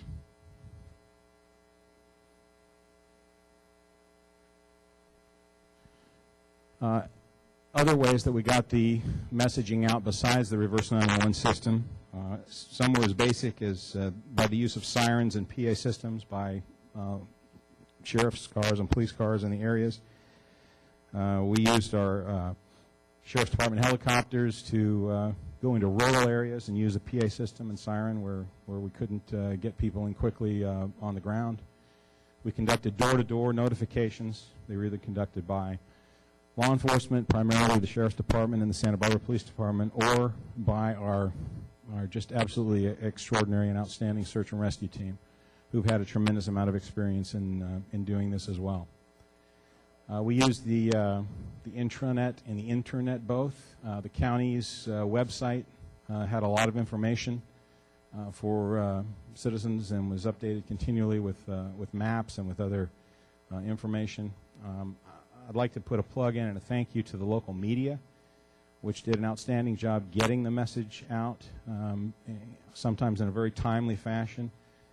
Thursday evening, when it was all breaking loose, we made the decision that we had to get information out before the 11 o'clock news. We called an impromptu news conference to get that message out. Media was right there, and they did an incredible job reporting it. And we were lucky, I think, in getting that information out to people while they were still awake and before they'd gone to bed. All the other media, radio, print, online that was used. The evacuation orders that were given included over 12,000 parcels. We estimate that about 30,500 people were actually impacted by the evacuation orders themselves. And evacuation warnings were covered about 11,500 parcels, approximately 29,000. So nearly 60,000 people that were impacted by this emergency event in one way or another. In addition to law enforcement, our evacuation partners, without whom we could not have done this, were sterling in the way they conducted themselves. I just can't speak highly enough about the American Red Cross And what they did, the initial shelter that they established at Dos Pueblos High School, which had the accommodations for about 200 people, at its high point had 200 people plus about 40 sleeping in vehicles in the parking lot. Thursday evening, it became very obvious that we were going to overwhelm that center because we were going to put out this large evacuation order. I contacted Pamela Vogue from the Red Cross, said we needed a second shelter. She had 3 possibles where the Red Cross had pre-designated, had pre-located emergency supplies, one of which was the multi-activity center at the recreation center at the UC Santa Barbara. It was the largest. It could accommodate up to 800 or 900 people. We made the decision that's where we wanted it. She pulled the trigger on that, and that center was open and activated within 30 minutes.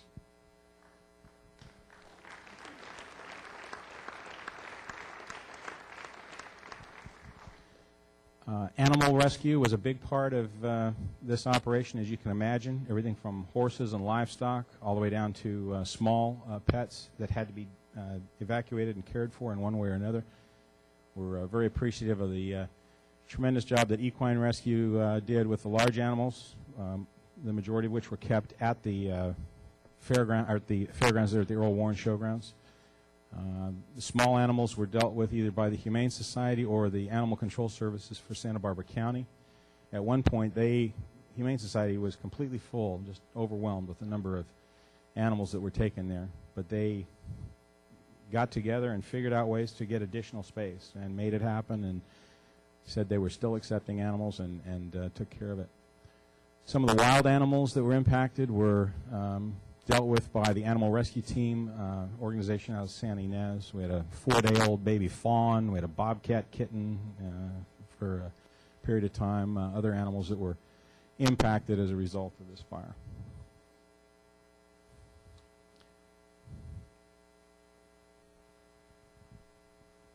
Communications are always probably the most significant issue when it comes to evacuation, both external and internal communications. One of the big problems that we've had historically in law enforcement and the fire service is the fact that sometimes we're not able to speak to each other. We operate on either different radio frequencies or different communication platforms. We're very fortunate that we have a great piece of technology called the ACU 1000. We have several of them, in fact, and they're mounted on trailers, and they're like a big, giant electronic clearinghouse. We can plug in portable radios from all the different respective law enforcement agencies, and as by magic, everyone is able to speak on the same frequency. And we had great support from our county communications people in establishing and maintaining the ACU 1000. It was updated daily and continually for the various and different mutual aid frequencies that were being added to it. We had a lot of audiovisual assistance that was provided at the EOC. One of the biggest impacts that we had in the county was the fact that we soon ran out of vehicles.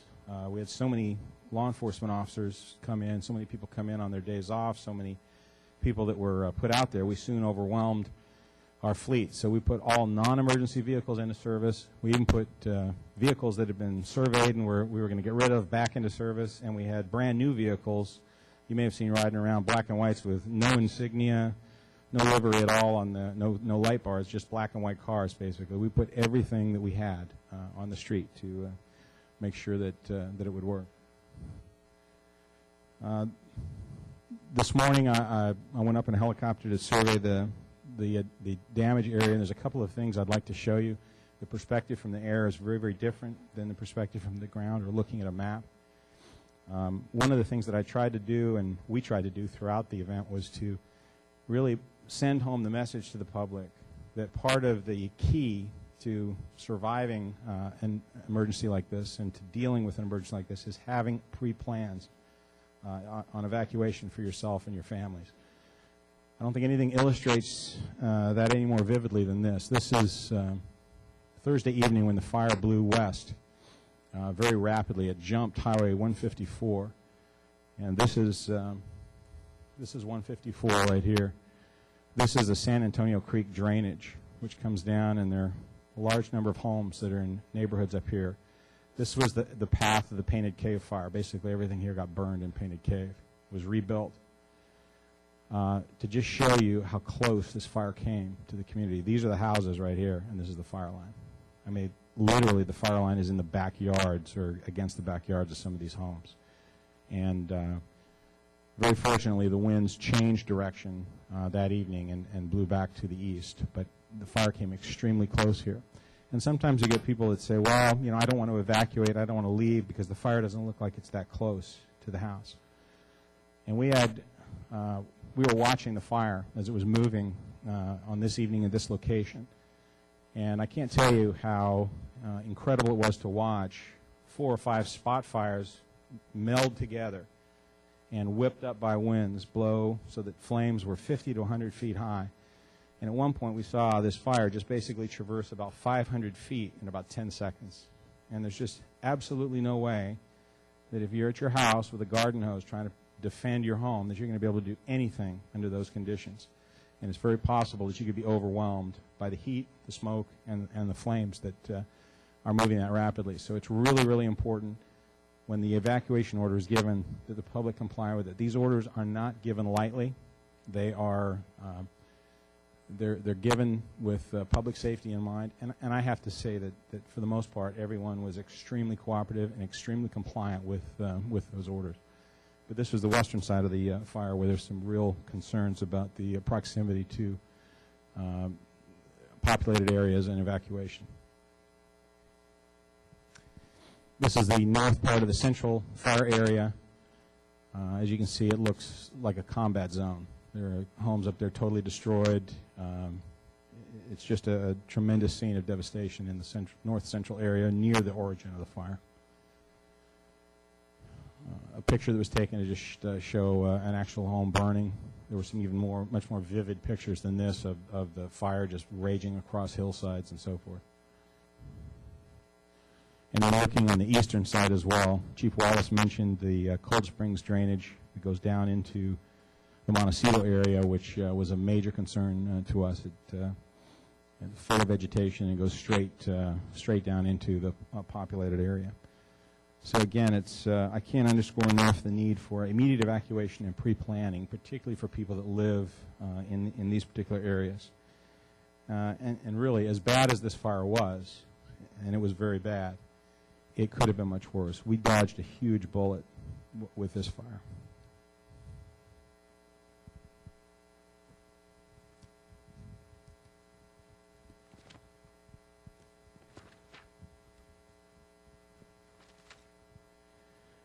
I just want to say a few thank yous while I'm up here. I mentioned Commander Patterson and the tremendous job that he's done for the 3rd time now as our embedded liaison. Chief Deputy Jeff Banks, who was tireless in his efforts.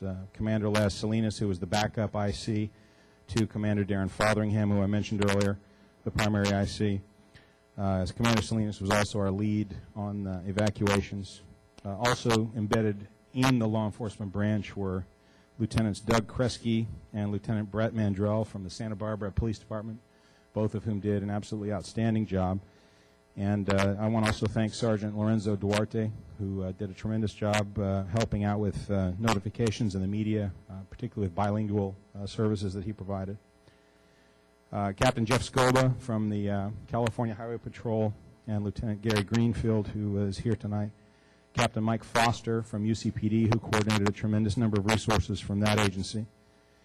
I certainly want to thank our brothers and sisters in the fire, our public safety officers in the fire service for just an absolutely magnificent job that they did in this fire. Were it not for their valor and for their tremendous experience and expertise, this, as I say, would have been a much worse situation.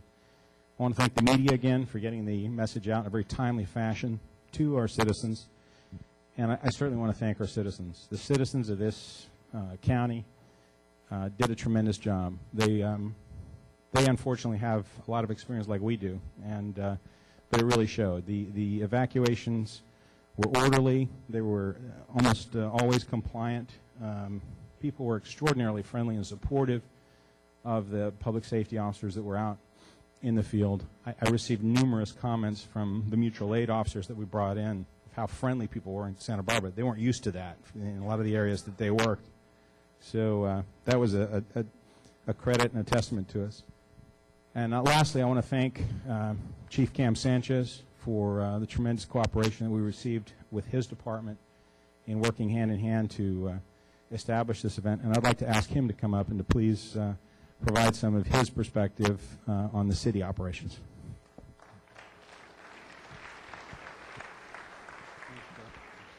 Thank you. You're all squirming. I'm glad I got up right now, I'm telling you. I want to start by thanking Bill Brown for his outstanding leadership countywide for law enforcement. So thanks. I think he did a great job. Just a few things. I won't be long, and that is that a lot of folks came to help us, and a lot of our folks stayed. The day before the fire, we had a double homicide. Those detectives were working hard. They stayed for the fire as well, so they were going between investigating the double homicide to helping us with evacuations and other necessary things that needed to get done. We brought everybody back to work. 0 complaints. They came back to work and did a great job, just like everyone else did. But one of the things that I really enjoyed seeing, actually, was going to the command centers and watching firefighters and police officers and deputies and CHP who have never met each other, shaking hands, talking to each other about how can we help you. It was something that you really had to be there to see. We thought that was just fantastic. But, a lot of our guys, I want you to know that cops and deputies, we always kid fire guys. We always make fun of them. They always make fun of us. But I will tell you, ladies and gentlemen from the fire service, when we saw them going into this thing, all of us cops looked at each other and said, that's courage. That's courage. So we salute you, brothers and sisters in the fire service, for what you do. We were a tool in your toolbox, but you were definitely the all-star heroes in my book, and we really thank you so much for doing that for us.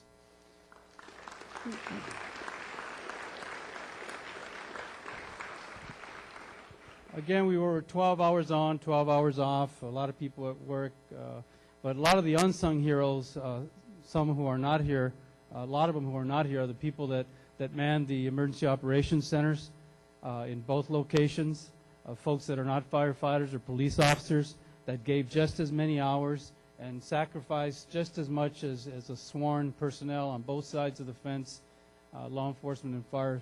We had a lot of folks from our city, and I'm sure the county, individuals who do other things for a living, but were there next to us the whole way, and who, again, sacrificed to be a part of the team in the EOCs. Those are really the unsung heroes who did a lot of the ordering of equipment, food, water, all those things that needed to get done to keep us going. And I really wanted to thank them also. They usually don't show up on your stat sheet, but they show up in our hearts, believe me, because they did an outstanding job. They really, really did. I also want to thank the electeds for standing by us, coming to the EOCs.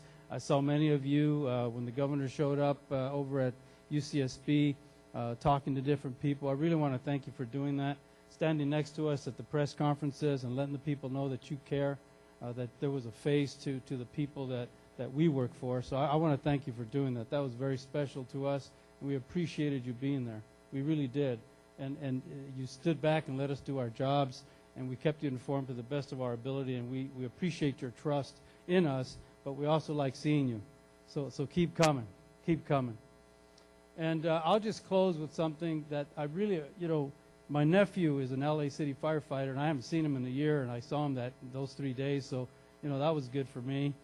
And then my little brother's an LA cop, and he was one of the people that volunteered to come up, and I hadn't seen him in a couple of months, and I didn't know he was coming, and I went up to the command post just before dinner. Somehow I knew it was dinner time, and I saw all these LA cops. I'm retired LAPD, and I see all these LA cops in uniform, and I hear this familiar voice saying, "When are you going to feed us?" So it's safe to say that if you want LAPD and LA County Sheriffs to come up, just tell them we're going to have food, and they will come every single time. Trust me. I want to thank you all for being here tonight. This is a great community. And again, I want to echo what the sheriff said, that every single agency from outside our county really applauded our citizens for their appreciation.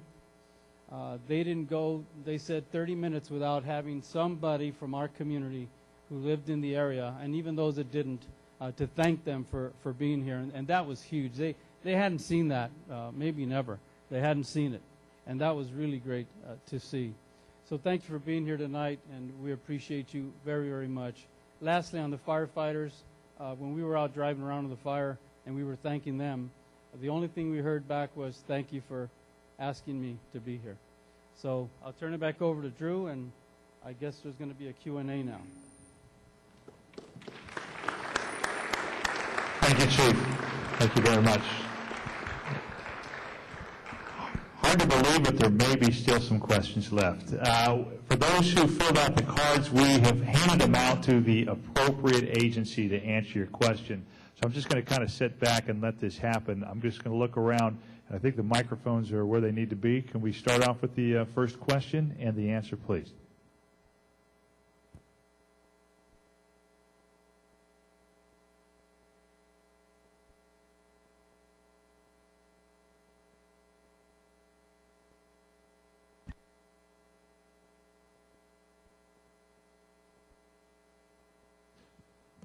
What I'm going to do is I will read the question, and then we will have the appropriate person stand up. And I'm glad I brought my glasses today. First question is, why didn't we increase the firefighters on Tuesday before the expected winds started? Again, why didn't we increase the number of firefighters on Tuesday before the expected winds arose? And the appropriate person for that, are we going to go with County Fire? Or? Yeah, you can take that one. Okay. We did. It takes time to get those orders in. I think, as you saw the chronology there, that's exactly what we were working on. You know, when we first respond to an incident like this, remember it's really not doing anything. We knew what the wind projections were. We knew what the forecasted weather was, and as you saw that progression that we led you through there, I think you can see that as it went on, we got those orders in. You know, what we could have done, I suppose, and maybe this is really your question, with that weather prediction, why didn't we just order all 4,500 people? And maybe that is the question, but you kind of can't do that. It would clog the system up, and it just wouldn't work. So we order them incrementally as we can. It's a big deal to order that much equipment. We're talking about 4,500 people in a matter of just 2 days. So we ordered them as we needed, as we could, and plugged them into the areas that needed them most, and just we time it that way. So I hope that answers that question. The next question is, how fast can fixed and rotor wing air bombers respond to fires?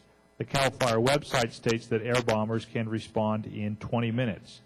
I'm assuming this is a CAL FIRE question. The question again being, how fast can fixed and rotor wing air bombers respond to fires? Take a stab at that one.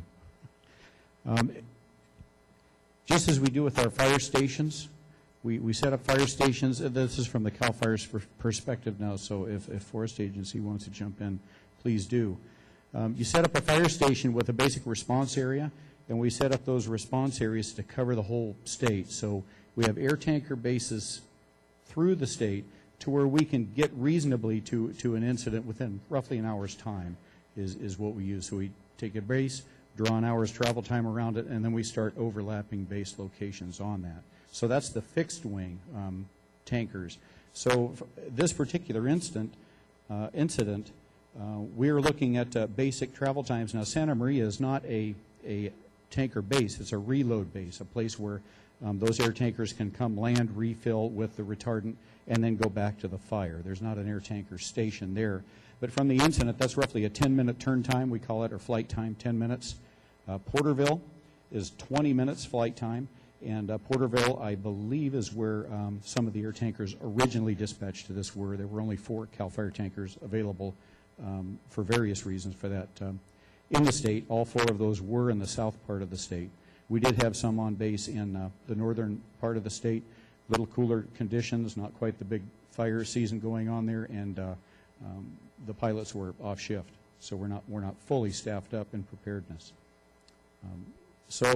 Fox is another base. It's 30 minutes away. So hopefully that answers the fixed wing kind of response plan, just like we do with a fire station to figure how long it takes to get to the citizens of your city within 3 minutes or 4 minutes, whatever the standard is. We do the same thing with our air bases. Also with our rotary wing bases, same kind of a deal with our hill attack bases. So hopefully that answers the question. I'd like to answer just a piece of that question. County Fire has 2 water dropping helicopters. As we showed you, both of those helicopters were there pretty early on. One after about 10 minutes after it was responded. The other, I believe, it was a little better than 20 minutes. So those helicopters are on year-round. They were available, up and running. Obviously, it's a very short response time, but they also need maintenance and servicing. So we do take the opportunity in the low fire season months to do that kind of maintenance. It just so, and this typically would be the time of year that some of that might be going on. Just so happens that when this fire occurred, they were both in service. The next question, please elaborate on prevention methods. This is in reference to defensible space. Please elaborate on prevention methods, particularly about those used in this fire by the homeowners, and about effectiveness of ongoing abatement by natural means, including goats. Let's see. Defensible space. In a nutshell, the state law requires 100 feet of defensible space around your structure or to your property line. Without actually having a diagram in front of me, it's difficult to explain the 2 zones of defensible space, but in a nutshell, the first 30 feet is a major fuel reduction zone where you remove heavy vegetation from adjacent to the home. Any overhanging trees that are hanging over the house, you always take out the dead fuels, and then from 30 feet, the next 70 feet is a lesser fuel reduction zone where you make sure the shrubs aren't touching each other, limb up the trees so there's no ladder to get into the crown of the trees. But for real details on not only defensible space but construction questions, you could go to our website, and it's very detailed, and that's sbcfire.com, and that should answer all your questions. If it doesn't, you can call our Fire Prevention Bureau at our headquarters, and better yet, I would encourage everybody to do this. Call your fire station, your local fire station, and the crew will come out and help you, just visually show you what you need to do in your particular case. And that is the best answer to that question. Next question involves preventative measures. They lay out that Montana communities use city or reservation-owned surveillance helicopters which fly on red flag days. They also make sure every citizen knows what red flag warning restrictions mean, plus no barbecues, no weed whackers, or welding on those days. Also, fire engines, patrol, and air support is on standby. Can we incorporate more preventative measures? Chief Franklin. Okay. What we do on red flag days, first of all, there's some confusion about what a red flag fire alert is. The Weather Service has what they call a red flag day, but that isn't necessarily what the Fire Service considers a red flag fire alert. And for lack of a better way to put it, a few years ago, the Forest Service kind of stole, or I'm sorry, not the Forest Service, the Weather Service kind of stole the Fire Service's terminology, and so they're using this red flag terminology, and we have different definitions of it.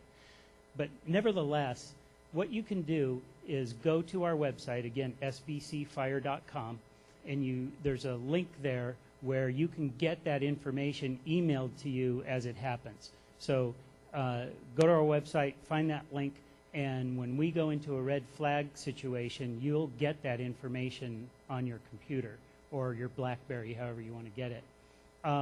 As far as other preventive measures, we do a couple of different things. The Sheriff's Department helps us out greatly with their Aero Squadron. They'll do patrols if it's predicted sundowner condition or other condition. They've been real successful with that. We have the Aries group who sets up and monitors the front country or different parts of the county. They're a radio, amateur radio group that helps us with that.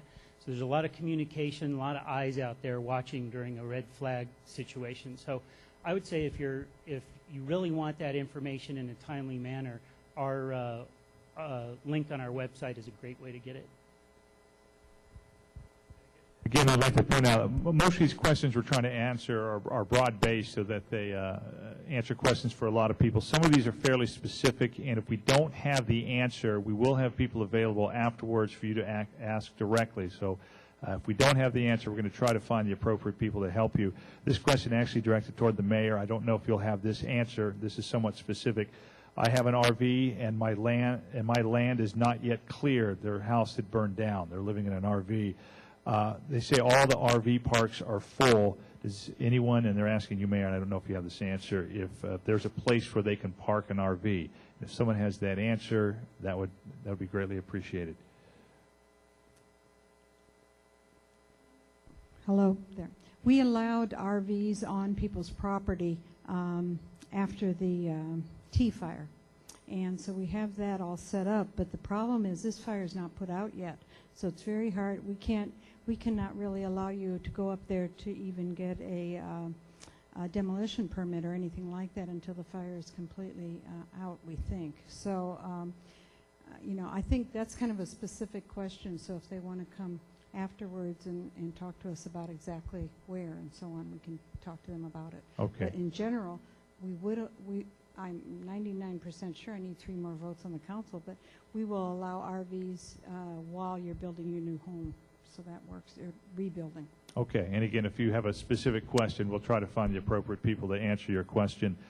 This one gets fairly technical. What planning can be done to improve cell phone band availability during emergencies? And I don't know if we have any cell phone experts in this room right now that could answer this question. Is there? Okay. The guy with 1,000 people standing behind him is not available. Was that Verizon? Oh, no, okay. Tom's going to maybe. This is a cell phone question. What planning can be done to improve cell phone band availability during emergencies? Do you have that expertise? I think you hit the nail on the head. The Verizon guy's not here. Okay. We will try to direct you to the appropriate place. I think that is a cell phone provider question. How much have these fires cost? And we're probably looking for ballparks here. They list Zaca, Gap, T, Jesusita, the 4 that have happened in the last 2 years. I don't know if anyone has a ballpark figure for the total of the 4. Well, the Jesusita right now is well over 17 million. The Zaca was 112 million, I believe. This is a wild guess. And I'm sorry, but I don't have the others off the top of my head. Anybody else? T-Fire was 6. Gap? Don't remember, that was so long ago. But we can see the correlation is the longer the fire, obviously, the more it's going to cost. T-Fire was so quick, it was almost over. Well, not necessarily long. Like Zaca lasted for 2 months. And that's why the price would be so high. But there were no, we didn't lose any structures on Zaca either. So you have a different kind of firefighting force out there when there are no structures involved. So, if you had a fire that was burning like, Jesusita or the T-Fire that went on for 2 months, the price tag would be significantly higher than that. Okay, but it's costing us a lot of money to fight these fires. Question, this is the second question. Will publishing the dew point make a difference in activities allowed? Publishing the dew point, will that make a difference in activities allowed? Anyone want to tackle that? I'm going to sit in a different place next time. What we really look at with fire weather is relative humidity, and I think you hear us talk about that a lot. So dew point is really the point at which the temperature and the moisture in the air are going to create dew. But what we are concerned more with is relative humidity, and that's just the amount of moisture in the air. So it starts getting pretty critical when you're hitting 20%.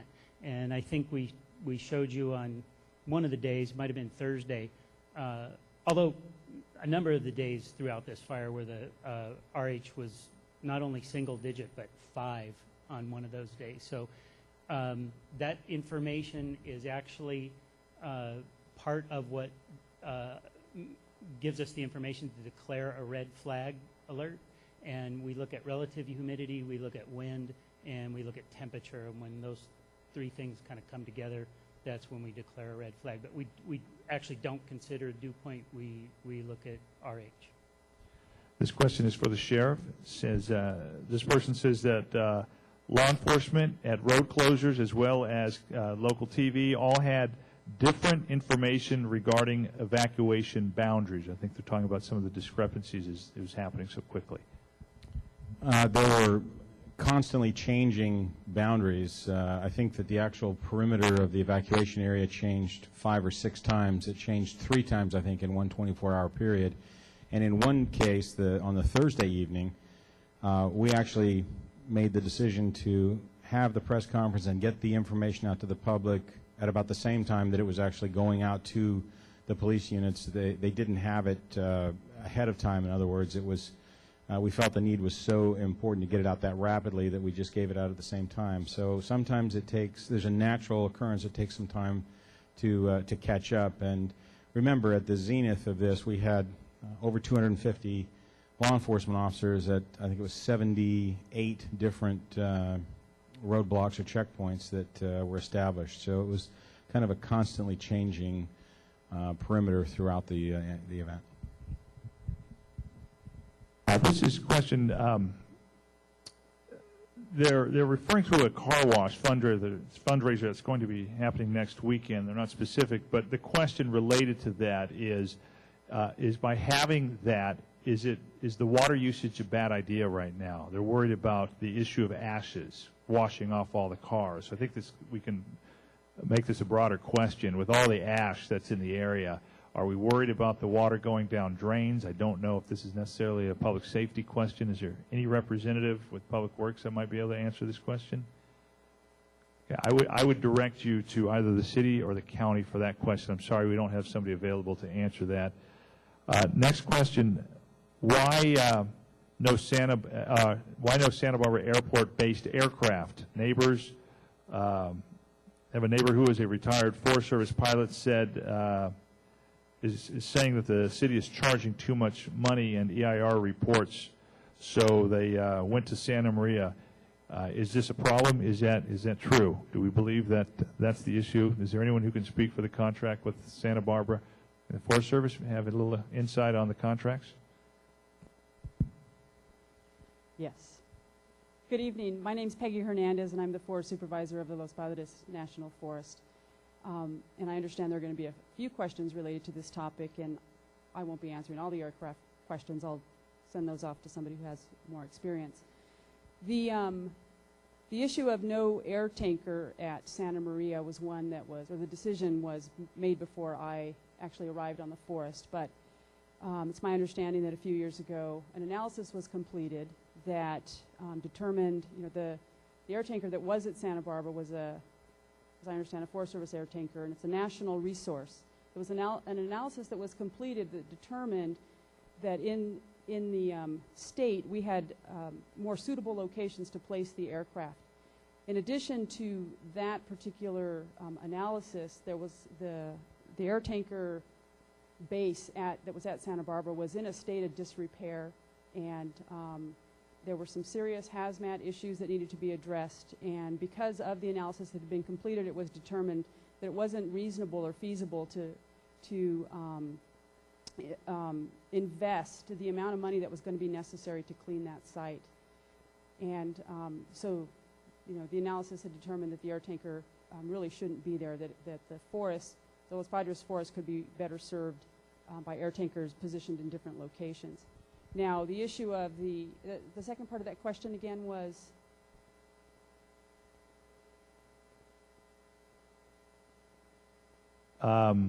they're saying the EIR report, the environmental impact report.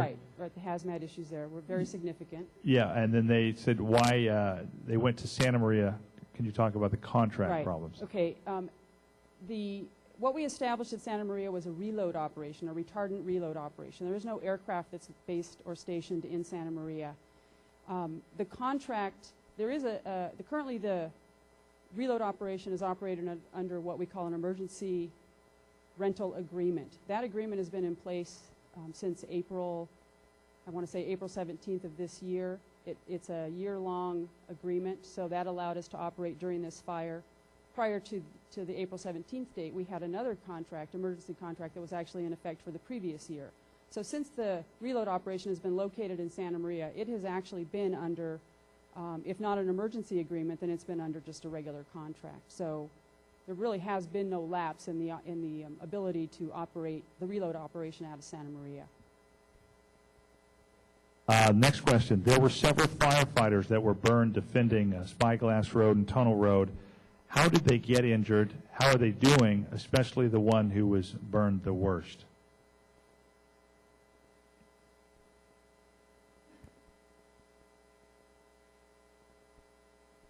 I was able to talk to Chief Roper, who is the Ventura County Fire Chief, not too long after those injuries occurred. He had just returned from the hospital, and this is what he told me. Those individuals were trying to defend a residence on Spyglass Ridge when the fire blew up in that area. They knew that they were in a bad situation. They retreated into the refuge of the home itself. One of the homes. This was a property where there were actually several wooden homes scattered throughout the property. They sought refuge inside the home. The windows, two of the three sought refuge inside. One was still outside. The windows blew out of the home. They had the forethought to bring breathing apparatus with them inside the home. Two of them donned their breathing apparatus when the windows blew out and the inside of the structure actually caught fire. The first one made it out. The second one took a hit of heat to his back, and the individual that was outside, the third firefighter that was outside, did not have a breathing apparatus on, went in to grab his buddy that had gone down, and he's the one that suffered an inhalation injury. They're all doing very well. I believe one of them is still in the hospital. He is the individual who had, I believe, first and second degree burns over 20% of his body. The other was 5% first and second degree burns, and the third was the inhalation injury. So they're all doing remarkably well, and we're very fortunate that it wasn't worse. Okay. Can I ask you to hand that mic to Doss Williams? Doss Williams, City Council member, is going to answer the question about ash runoff. Ash runoff. Again, I'm the Creeks Division liaison, and according to our Creeks Division, we do not want people to be hosing off ash because obviously that goes into the watershed and then immediately goes down that watershed and could affect water quality and puts us out of compliance. Now, we also have a ban on leaf blowers, so you're not supposed to be using the gas-powered leaf blowers either. So I don't have an easy answer of how to do all that work. I'm doing it with a mask and a broom. So I hope that answers that question good enough. The next question is, what is the latest on the cause? If we have anyone from the investigative side of this, what is the latest on the cause of the fire?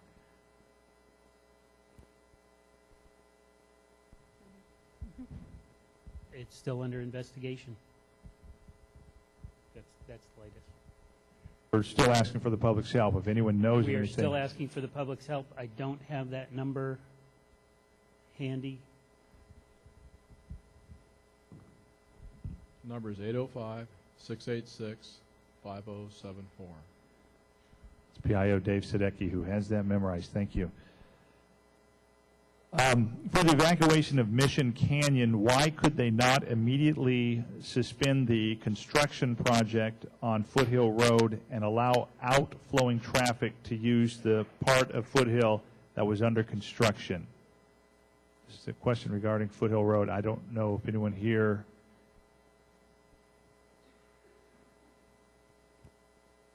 Caltrans rep was here earlier, and I don't believe they're still here. I'll try to get an answer for that and make it part of some of the information available through the city or through the fire. Thank you.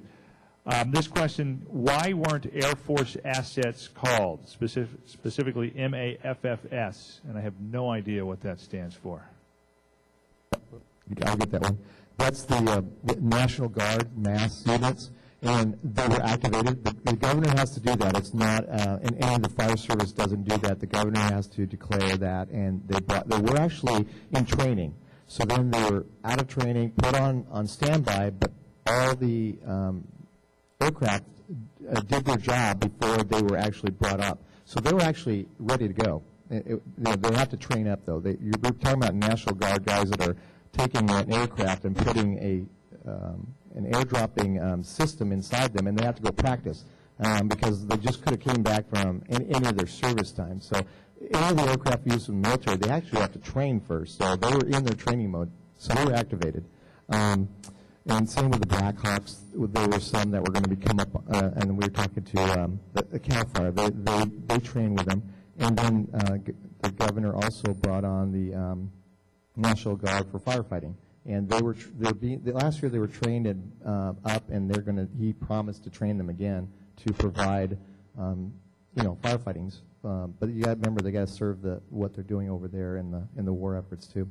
And to back up for Peggy too, Santa Barbara Air Base was built in the 50s, and it was for what everybody remembers called the Borate bombers. They were a World War II aircraft that was very small, and there was 2 pits. And then they started bringing in C-130s, and they basically almost couldn't turn around after they left the pits. So we were going to leave Santa Barbara's where it was placed at that moment. Santa Barbara City was talking about moving us to the middle of the airport. But then again, all this conditions of spending about $400,000 to try and put a recovery pit and everything. Santa Maria could handle the air base. Now we have a 6-pit, very large recovery area, and it just works. And actually, there's less fog. And so the whole thing turned out that Santa Maria being, it's a love that we had. I mean, again, that was a history there, but unfortunately, Santa Maria turns out to be the better location. And it fit that we didn't have to put any money in to do this. The other thing is they have 4 fueling trucks, and Santa Barbara only has 2, and there's just a lot of benefits out of Santa Maria. Santa Barbara City was not a problem. It was just we had to do something, and Santa Maria turned into be a better location. And again, actually, the most retardant of California has been pumped out of Santa Maria now. And again, you wouldn't match that at Santa Barbara because you couldn't put enough aircraft to turn around and fill. So the history of the retardant bases all through the whole state, Santa Maria has now beat everybody in pumping retardant. I'm very glad you used the word retardant because that gives me a perfect segue. How much water and retardant was put on the fire? Gallons of retardant put on by helicopters, about the same with fixed-wing aircraft. And just about 1 million something gallons of water out of our copters in total on the incident. So a lot of water delivered, a lot of retardant delivered on the incident through the course of the incident. But the first hour would just be the initial attack, however long it took, and there were only a couple air tankers on that with the size of the fire. So I would be guessing if I gave that figure, and I don't want to do that. Okay. Thank you. And this question, do you make a special effort to save important buildings such as the Mission, the Natural History Museum, and the Women's Club, all near Mission Canyon? Would homes in this area receive high priority because they are near these buildings and the fire would spread to these important community structures? I'll take that one. We did make a special effort. We actually used the Mission parking lot as a staging area for equipment. So there was while they weren't actually assigned to the mission, we knew that there were 2 engine companies assigned to the mission specifically. But because we were using it as a staging area for that section of the fire, they had quick access to the Natural History Museum, the Women's Club, all of those historical structures in there, as well as the neighborhood. So they would have just followed the fire as it came down the canyon and been assigned, wherever they were needed. But we were paying specific attention to the mission itself.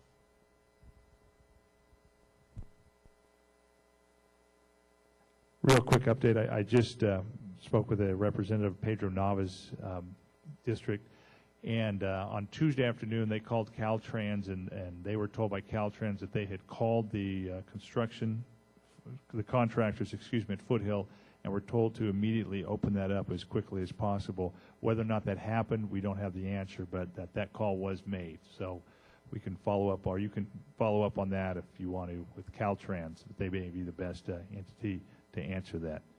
Yes, sir. Dana Newquist, Montecito Fire. Just a show of hands, how many of you were either evacuated or had someone come to your home who was evacuated? That's a big number.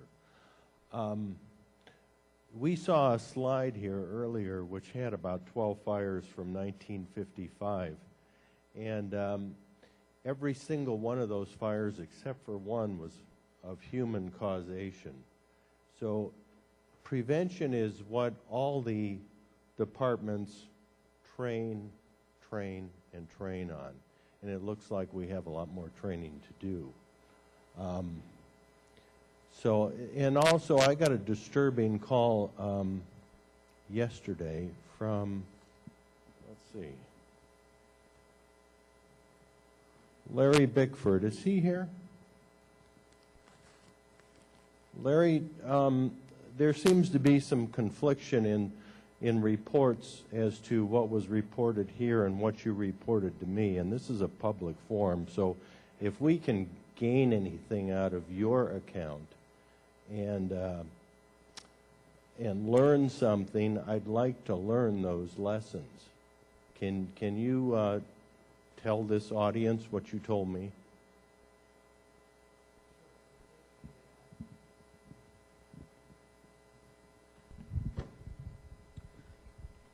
I received a call at my office right around 1:30, might have been 1:29,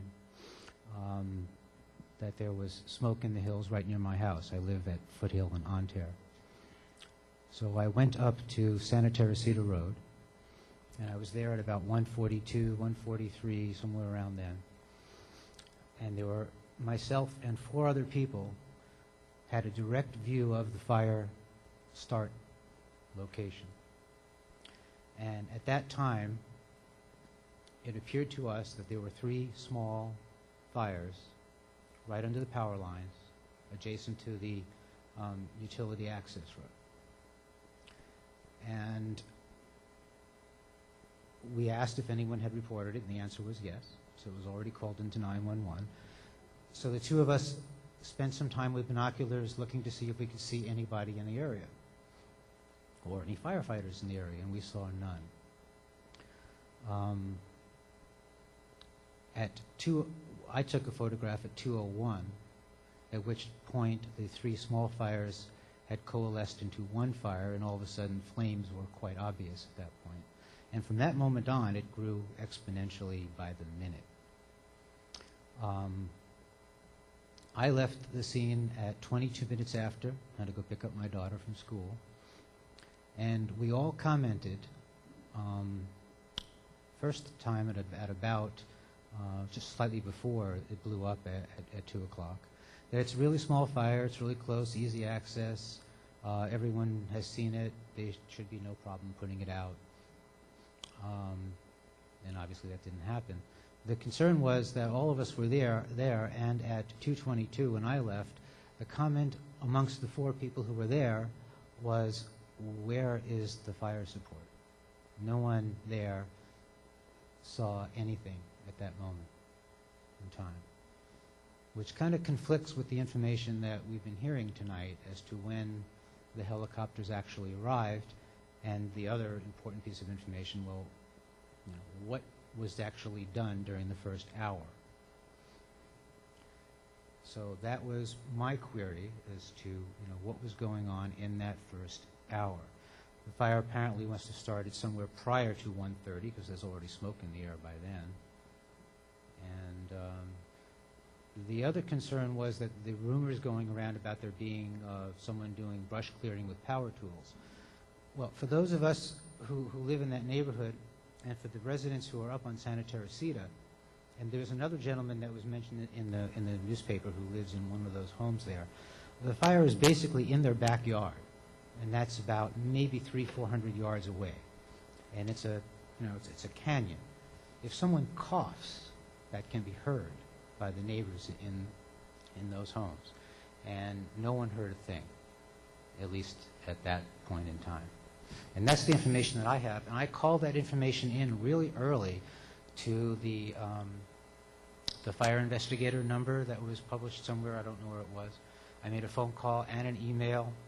I didn't get a call back until, I believe, Monday morning from a screener who said they would have someone contact me, and I have yet to be contacted.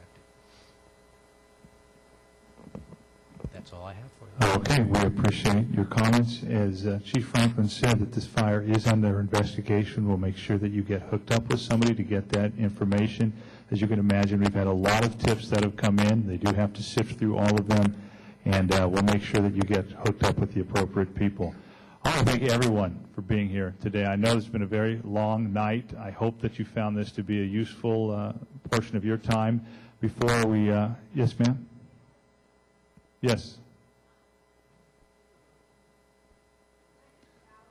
No, I'll give you the mic, but we are getting late, so we did the Q&A. We had the comment card, so we'll just do one more question. This wasn't really answered. There was a question earlier about why, when we have these weather conditions, there isn't a group of people on duty. I understand why there isn't. But on Tuesday night, there was only 200 acres burned. And I know that's a lot, but it's a lot less than 9,000 acres, which is what eventually burned in 80 homes. So what I want to know is, there were a lot of resources on the PowerPoint of what was available that first day and that first night. Obviously, it wasn't enough. So what do you guys feel was lacking, and what were the restraints to getting what you needed? Because next time there's a small brush fire and people who live up there and think, oh, this is not a big deal, it's going to be put out tonight. What do we need next time? Thank you. Thank you. I can respond to that. I'll respond to that. Not sure if this is on. I think there we go. If I caught your whole question, why didn't we have people on duty to respond to that kind of a weather pattern?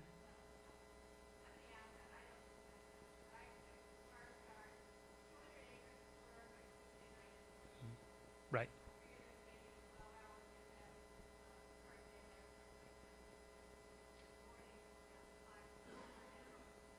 Mm-hmm.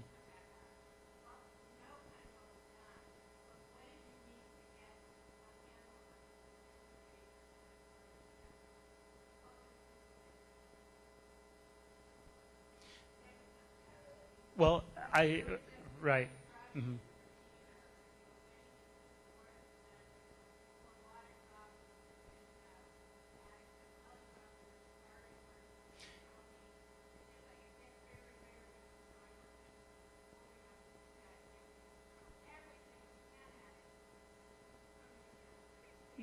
I think I follow you. Well, to answer your question, we did throw everything we had at it from the beginning. The problem was accessibility. The fire didn't start on a road. It started on Jesusita Trail. It was completely inaccessible. We didn't actually access it till the following day. 10 o'clock in the morning the following day is when the crews first hit the actual fire line. So up until that point, all we can really do is drop water on it and retardant and try to hold it in place. But water and retardant won't hold the fire. You have to have ground crews in there to actually that fire line secure. And when you have a real small fire, you can only put so much aircraft on it as well. So, or they're going to run into each other. So, you know, what would we do next time? I'm not sure that much different would happen. You order that equipment. You can only order so much equipment at a time as well, because the system gets overloaded. So we're ordering the equipment. It might look like, you know, we waited a certain amount of time to order, you know, different pieces of that, different blocks of that equipment, but that's how it has to be done, and you plug it in as you get it. Otherwise, this, you know, it's going to take the same amount of time to get it here. You know, we have, Santa Barbara City Fire has 8 fire stations. We have 6 down here, or I'm sorry, 7 down here. Montecito has 2. Carp Summerlin has 2. That's it.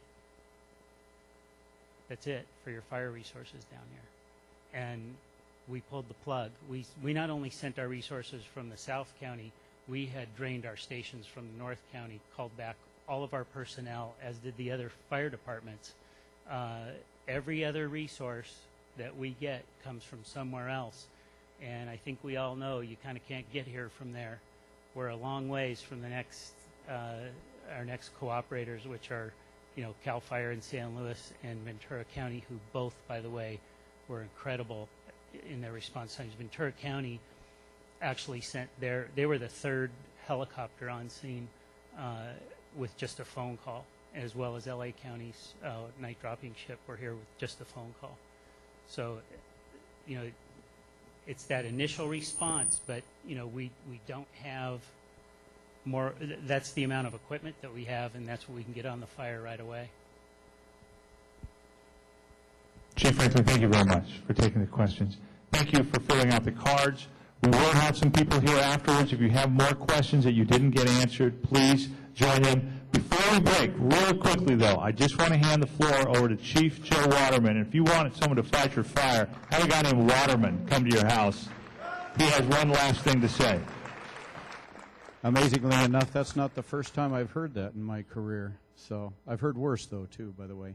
I'd like to make a commitment to you. This is something that we do occasionally. Some of you may be interested to see how an incident base runs, how we do the planning process, all that type of thing.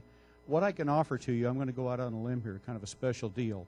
For tomorrow only, 10 a.m., I will have one of my staff, Mike, okay, we'll have someone at the statue at Earl Warren Showgrounds, you know, the horse with a, okay, 10 a.m. If you want to be at that location, our staff will show you what we're doing at the showgrounds. You'll get to see kitchen facilities, supply, where we do our planning process, information center, all that together. Maybe that'll help you assimilate a little bit of what's been going on behind the scenes. So I make that offer to you. And you know what? We have bag lunches. we could maybe work something out there. Okay. So with that, I'm assuming, Drew, we're done for the evening. And thank you, folks. We are done. Last announcement again. County to host a Jesusita Fire Recovery meeting. That is Monday, 6:30 p.m. at the County Admin Building, the Board Hearing Room, 4th floor, 105 East Anapamu Street. Again, that's on Monday at 6:30. Thank you, everyone, for being here.